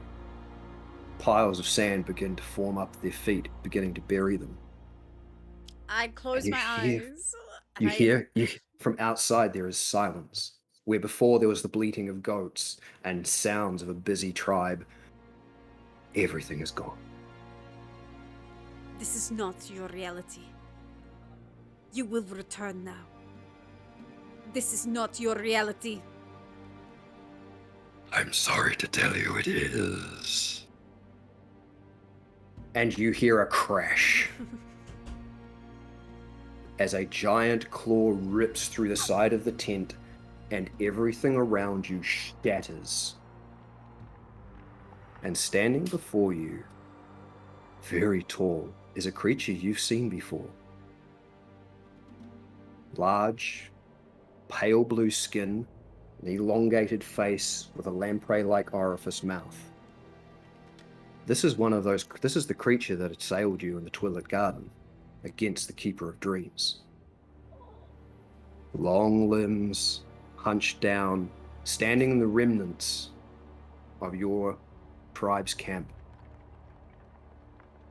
I found you, dreamer.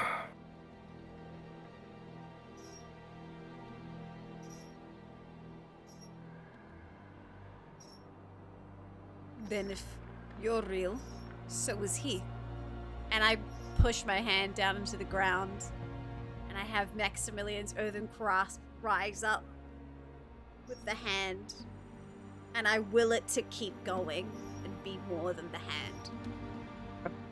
Vanda, Oh, fuck. Yes. you shake your head. You look around. There's a smell in the air. It's a fresh morning. Dew of the forest, but it's tainted by something. Smoke. Fire. Burning. You're standing in a glade, looking at a cabin on fire. A fire you lit. You know that not particularly far behind you, there's a tiny little village that's also aflame, that you're also responsible for. It's just nothing there. There's no feeling. It's just this need to move on. To go to whatever is next. You stand there for a while. If you finally feel like the self-imposed restraints upon your body are lifted. What do you want to do? A single tear is down one of his eyes as he turns away from it.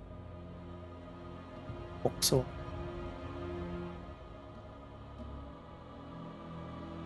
And you pass by the burning village as you do. You've lit that fire well. You've created a fire break. It's not going to spread out to the forest around. The thought of what you've just done doesn't leave you. The further you walk, the more that memory remains. You can hear the voices behind you. The voices that have been silenced forever. It's a weight that you try to let go of. But whether you do or whether you don't, whether it remains a part of you forever, you don't know. I guess that's what your journey's going to tell you.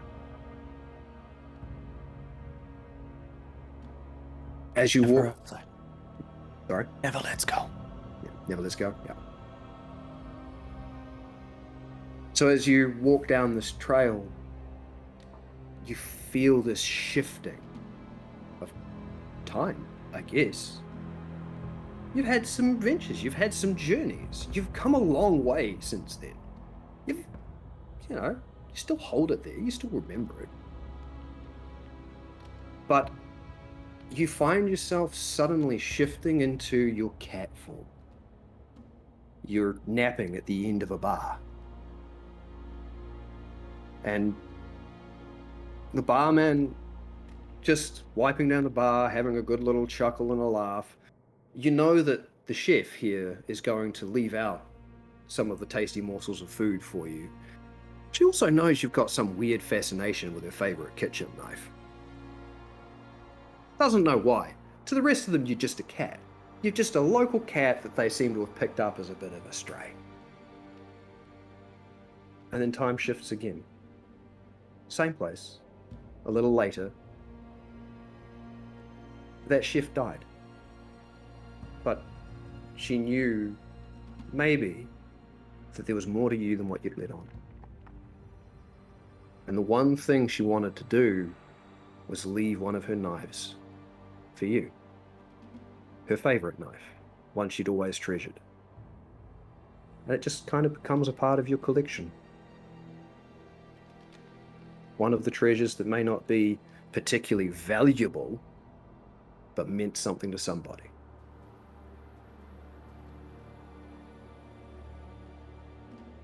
But again, something's a little off. You know that this is not where you're at, where you're supposed to be. This is not how things are. And you feel little threads wrapping around the fur of your arms, trying to guide you and pull you in directions. You want to follow those strings, or do you want to fight? There are so many more stories to be told, to be had.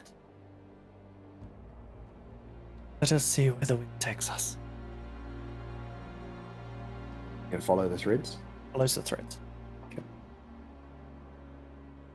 You see almost at speed various events that you've gone through play out. Some of them exactly as they did, others in variations of what they were. You even see some that played out completely differently. Oh my god, that kid. And as it's all going on, there suddenly becomes a moment where these threads are just constantly there.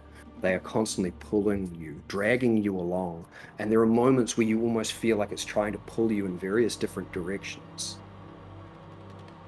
And then you find yourself standing at the gate, Cascorn.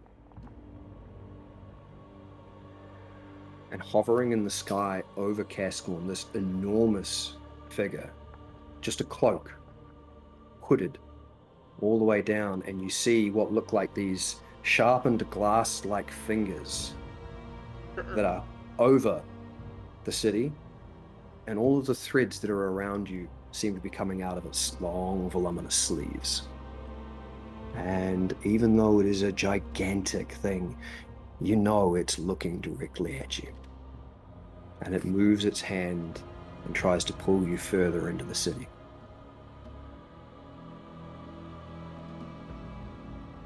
I go. Figure vanishes as you walk through the gate, and it appears in front of you. Small, floating off the ground, no feet to speak of, just an open cloak. What is it you seek? Where does your road lie? My road lies wherever it takes me. I am simply a traveler, and I go forward. Never looking back? Or do you allow the past to inform your way forward? Ah, the past is a lesson for us to learn and grow from, but not something to dwell on. Very good answer. And what if threads of fate had a different plan for you? I would see their plan. I would see my own. But who is that to decide?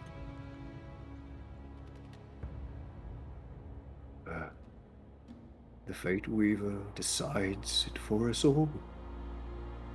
Would you accept death if that was what was deigned for you? Eventually, death comes for us all. I just hope I have had a memorable life. Ever of Tau. Make a persuasion check for me, Vanda.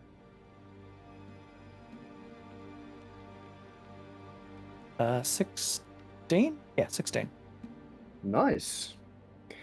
A head begins to push through the cloak, and you see fragments of mirrored glass.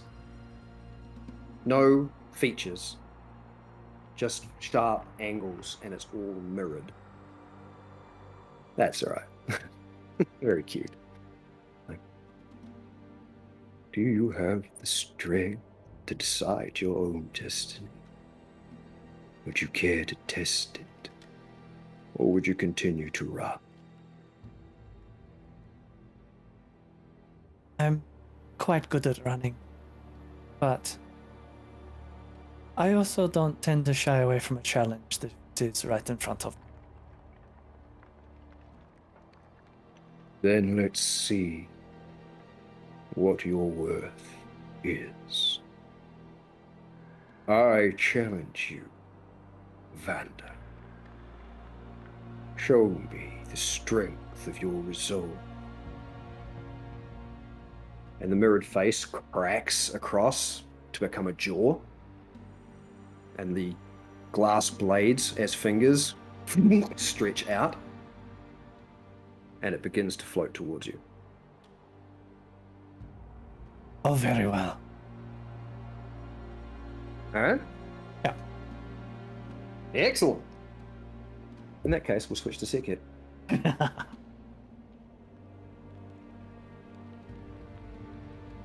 Sekit, you're out on a hunt. You've recently returned to your tribe with your sister. You know that she's doing the talking stuff that she says she's really good at, but you're pretty sure you can best her sometimes. But for you, one of the best things about coming home has you've met up with some of your old hunting mates. And Me and the boys!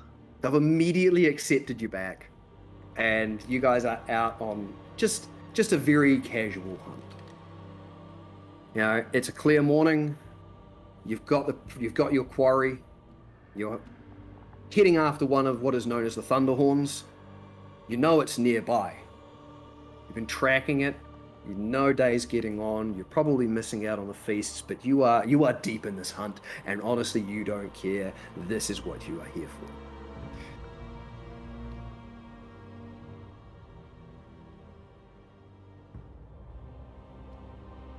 You've followed this Thunderhorn now for a while. In fact, time feels like it's passed very quickly. And night somehow is beginning to fall already. That's very odd. You don't usually lose track of time that quickly. And sand is beginning to kick up. You get a little concerned and call out for one of your fellow hunters. There's no response. And you look about. You can't see them, even though you know that because you're so close to your quarry, they've been nearabouts and within calling distance. You can't see them. You can't hear them. In fact, that sand is starting to kick up and obscure your vision quite thickly. And then there's a shift. within you. And you hear a scream. And that sand becomes a thick wall all around you, engulfing you. You hear yells, primal, bloodlust-filled screams. You hear a clash of weapons. And you see a figure just ahead of you in the sand go running. What do you want to do? I'ma follow that figure. Okay. You chase after it, and yet, no matter how fast you go, it's always just out of the way. A figure suddenly comes out from the sand in front of you. Shirtless, loincloth, bits and pieces of metal sticking out of their body, shaved head, blood smeared across their face, and they just give a grin and they go to swing at you. I think we all know that my blood boils upon the sight of them, and I launch into a rage and go to hit him before he hits me. All right. You do so fast that as his weapon comes down, lightning quick, you go into a rage, you grab his weapon, and you don't have a weapon. In fact, this individual towers above you. Why are you so small? This isn't right. And you go to punch him, and he into sand. And you look down, unable to understand what's going on. No, you're sick hit. You're definitely sick hit. You're not hitty. But you're so much smaller than you remember. And then there's an impact as you are suddenly picked up by somebody who is running. And you hear just softly being whispered, "Keep you safe. Believe me, I will keep you safe." There is a thud. And the body hits the ground and skids, rolling over to hold you in its arms. Can I see any details of the figure? I want you to make a perception check for me.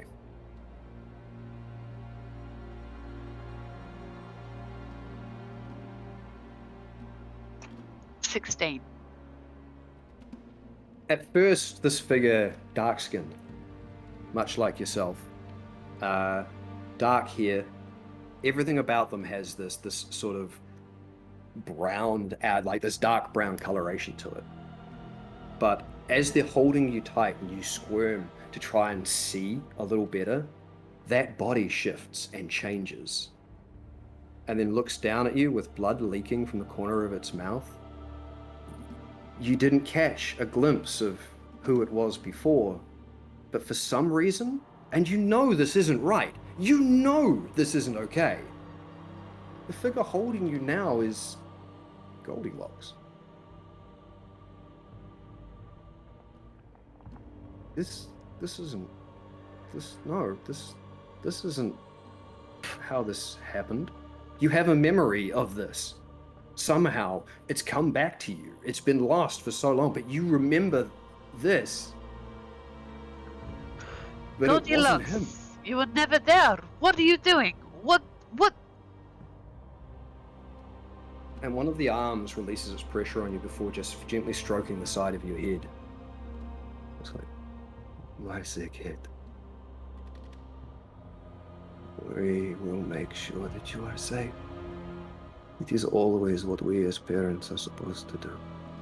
And it's not speaking with Goldilocks' voice. It's speaking with a voice you have a vague, distant memory of. You don't know why you're seeing Goldilocks' face imposed over your father's, but you know that this is your father. Goldilocks, hide your face. I need to see. Sand picks up and washes past. No. Desperately just trying to see and focus. And you find yourself scrabbling in the sand. And everything's clear. There's no sandstorm. you're even smaller than you were. And you sort of stand up. The day is clear. You are standing on what looks like a beach, but there's not water in front of you. This beach is on the edge of the open sky. Sky above, sky below. This beach just looks like it is the end of the world. And that's how you remember it. This was just the beach at the edge of the world. And the memory of what you just saw begins to fade very fast. You want to hold on to it. You want to cling to that. And then you hear the footsteps behind you. And an elderly lady with dark hair with tiny strands of white already coming through, long robe, turquoise and rose pink, steps up beside you and just reaches down and grabs your hand and holds it. I also like to come to this place. Some people find the openness disturbing. I find it calming and peaceful. How do you find it, Sikid? I remember it, but I shouldn't be here. It is an eternity. It goes on forever, but I call it the bottomless sky. that is a good name. Imagine if we could fall upwards. I've heard stories that sometimes people have. Anything is possible. Never put any limitations on anything you feel you can do. Do I recognize her as... You get a vague impression that this might be who Nero was speaking of. This might be the person referred to as your grandmother. Do you know me? Of course I know you, sick kid. We welcomed your parents in as though they were part of our tribe. And when you were born, it was the happiest day of their lives. And we welcomed you as one of us as well. This community will always look after your kind. Always. You will always be welcome here. Where's here?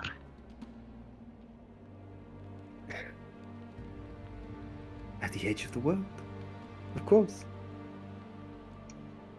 Of course. What was your name? I had woken up on the wrong side of the bed today. You have always and can always refer to me just as grandmother. You know that.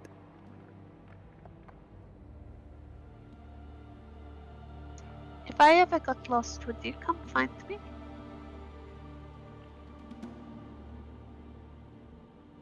She sort of goes down on one knee and looks at you, sort of turns you to look at her. It's like, where are these questions coming from, Joe? We will always attempt to look after you. Always. And if you get lost, you will always have people who try to find you. Somehow, though, I believe that if you were to get lost, you would be the one then doing the finding. Am I wrong? You will have a strength in you, child. You will make the desert very proud. I can see it.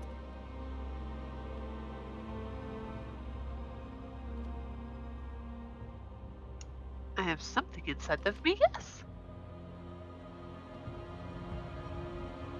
He sort of stands back up, still holding your hand and looking out across the open expanse. Whether you find it calming or disturbing, the bottomless sky is forever. There are many things in this world that will last forever. We all know when our time will end, when it comes. Just remember, Sikid, life is not infinite. Make do with what you have. Embrace those around you. Make of it what you can. She drops your hand and begins walking out across the open sky. Oh, well, no! No, you fool! And she just laughs. Not in a mad or maniacal way, just this pleasant little chuckle as she sort of turns, opens up her sleeve and just gives a little twirl. That is badass. Come, child, join me. She holds out both hands. Do not give in to your fear. See things for how they are. I will never give in to my fear. And she reaches out to Grandma. And as you leave that beach and you begin to walk across the firm open sky, the sand picks up again and washes the scene away. But the sand doesn't disappear. It dims a little, and it's hard to see, and you still find yourself moving forward, trying to find this grandmother, until your hand touches something solid. And you look at your hand, and it's you again. You're fully grown once more. And your hands touch what's a stone building. It's not a large building, but you're standing at the door. Sand still blowing around you, the building sitting on a dune of sand. What do you want to do?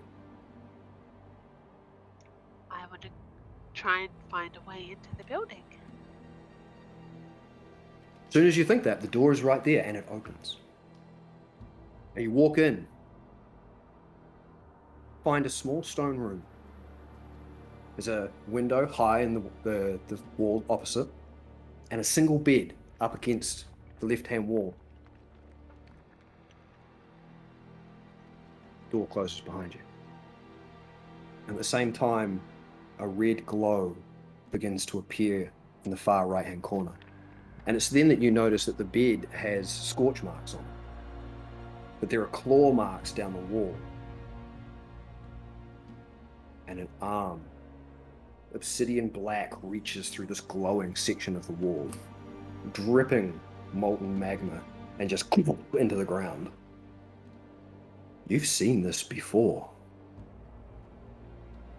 You were in a small room in the Aurora Watch barracks, protecting one of the gnomes. And this was one of her nightmare creatures made real.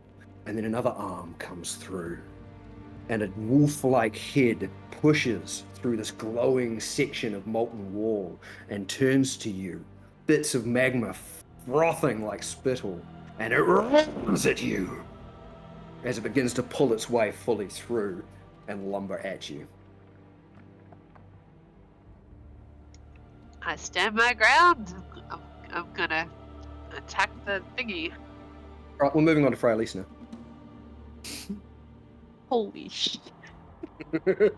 Hi guys! Welcome to the dream! Right.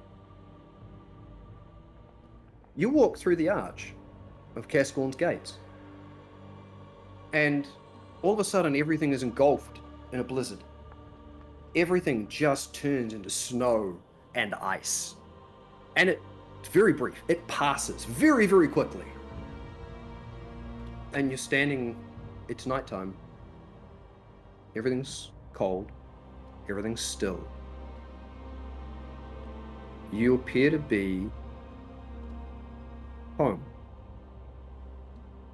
You're standing in a courtyard, and there are 3 large towers, almost like a triangle, at each point of this triangular courtyard. And the courtyard itself is segmented into colors representing each one of the towers, a white, a black, and a grey. The courtyard tiles themselves are inlaid with pearl, onyx, and whatever silver style thing you want to choose for the grey. I'm at the edge of my storytelling, that's what I'll do. I had it in my head and now I forgot it, don't worry about it. I had some grey material of some kind. It is snowing. It is cold. But This is home. This is the Order of the Heavenly Triad. This is where your journey began. And the thread is still emerging from your chest towards the center of the courtyard, where, curled up in the middle, where these three colored tiles meet, is a small Novan form. Gnomish form. Ugh. And it appears to be sobbing and crying. The towers are crumbling, the walls are falling apart, and the snow is unrelenting. You know that snow is yearly occurrence in Lyra. Up in the north anyway, it forms the ice bridge across the northern territories. You've never seen it quite like this. You can hear the crashing of waves beyond the walls as the cliff down into the sea meets it. But yeah, a small gnomish form in the center of this courtyard that you seem to be tied to with this thread. Pray at least Winterlight. What do you want to do? Frey is going to run towards. And you do. And you immediately see the form of your friend from the expedition, Surawatha, curled up in the fetal position, sobbing quietly to herself. Little bits of snow have piled up around her, as though she hasn't moved in a while. She's incredibly cold to the touch, but obviously still awake and alive. Frey's gonna hug her. Just going to hug her and be like, it's okay. I'm here. On the initial touch, she immediately starts to flail. You know that she's been stuck here for a long time, and given your discussion with Onera, probably tortured pretty badly by nightmares and dreams. As she just flails her fists at you, trying as best she can to fight you off, but all of her blows are very weak. She herself is very weak. You understand immediately that she doesn't have a lot left. There was not a lot left for her to give, and she is on the edge of breaking. Maybe you've reached her in time. Eventually, her hitting you, she just runs out of strength. You can feel the moment where her body just slouches as she just allows whatever nightmare she thinks is about to happen to her, she's going to allow it to happen because she's just sick of fighting. And you just hold her. Nothing else. And there is this moment where that tension changes, where it goes from, oh my God, to, God. And you can just feel her body start to shake with the sobbing. She doesn't know it's you, but you get the impression she is just taking this tiny little moment, even if it is a nightmare, this moment of comfort, she's going to take it for everything it's got.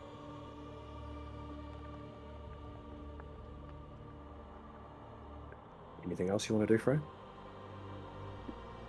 Just keep holding her and just being like, it's okay. It's okay. But we do need to go soon. So take some time to breathe. We need to leave. And you make these platitudes. You do your best to calm her. And I will get you to make just a persuasion check, just to see how you do. 16. 16? Nice. She does seem to calm a little, but there is still an edge of tension to her, like, she's been through some shit. But as she takes this time, the sobs begin to settle. You hear a noise on the walls surrounding the courtyard. And it breaks into the silence. And then a voice. Well, you're not who I was expecting. But welcome, Freylis. Been a while. and you recognize the voice. There is an immediate do-do-do as something leaps down from the courtyard and hits the tiles. And it's 4 hooves that hit that tile. Oh no.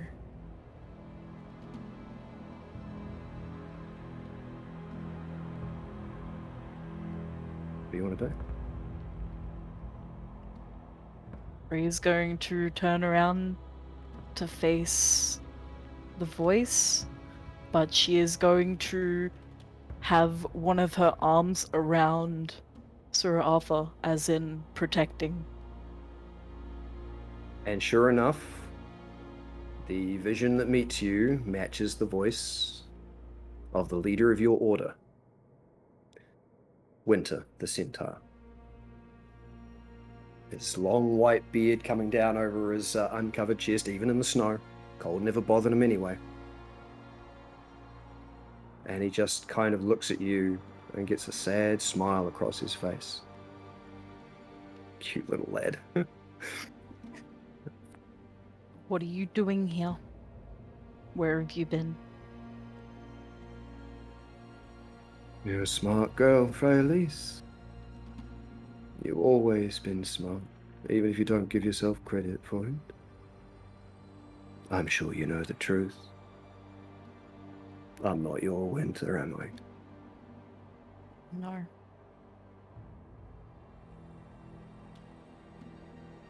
Would you like to know where he is? You be telling the truth. What makes you think I can lie? Who knows? You will not touch her. And yet if I gave you my assurance that I was telling you the truth, what cause would you have to believe it?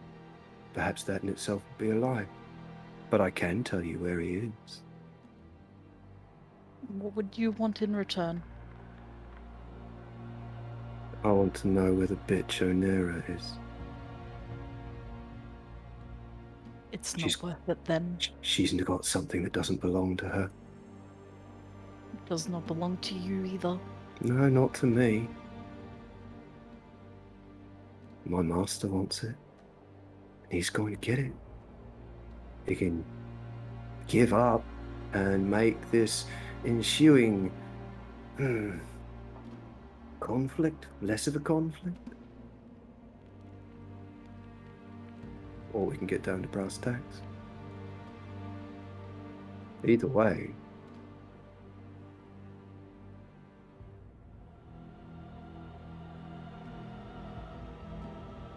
you're not going to give her up, are you? So do No. Arthur or Onera. No. I've come so close to breaking her. So close. You think you're going to come in here and stop that? You will not touch her anymore. How? Let's see if you've got the might to match that resolve then. I hope you're ready, Freyalise. I may not be the head of your order, but there's a reason Sir Arthur dreamed me into existence. And he begins to enlarge. And 2 massive wings begin to sprout from his human back, one white, one black. His horse tail begins to turn into a large scorpion-like tail that bends over his horse back, and his front hooves turn into large tiger paws. You see the twisted, nightmarish vision of the very first creature that brought your entire group together. The nightmarish Winter that you fought in the streets of Cascorn. Last chance, child. Over my dead body. Good choice. And he takes several clopping hooves towards you. 2 radiant sickles appearing in either hand. And I think that's where we're going to end all of this. Woo!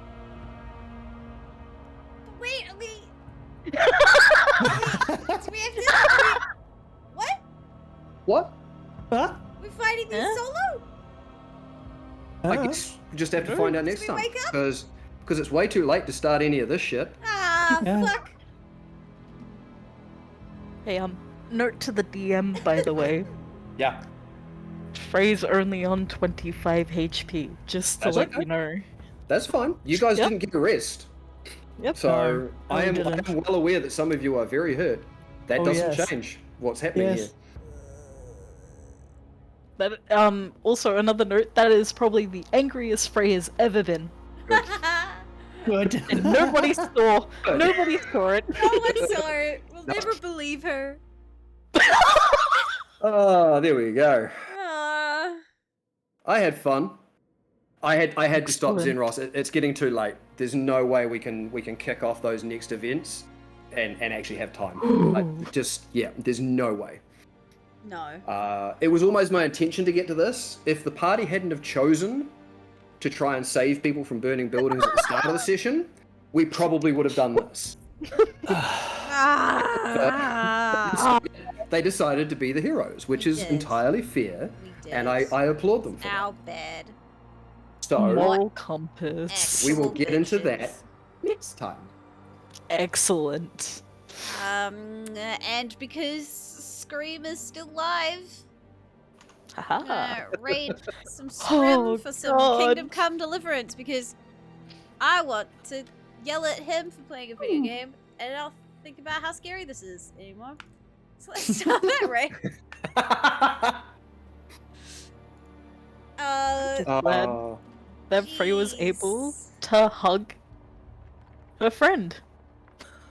You throw in all that fucking lore in there, and then you throw Oh. our backstory shit in Delicious. there. And... yep, and then I Our brought, fucking grandmother! yep, and then brought some creatures from the past. Yep. Vandalore. There was a reason I was looking forward to today. Oh, the creatures from the past, and then one of them being like, "Oh, you're the dreamer, huh?" And I'm like, Oh, "Oh, please God. don't look But- at me." Oh, no. It's exactly what he called the Keeper of Hope before the Keeper of Hope was known as the Dreamer. Yeah. It's just echoing exactly what it said to him. Shit. There's Well, lots of tidbits in there, some of which you may not have caught, and that's great, and I'm fine with that. So excited to throw hands with the thing that Oh yeah. all again. I'm gonna be And to listening think you could have back found to out we this went to episode. No, Yeah, I this- refuse. No, they wanted it wanted my friend and I'm no. not gonna lie, you guys were very, very close to losing Cyril Arthur.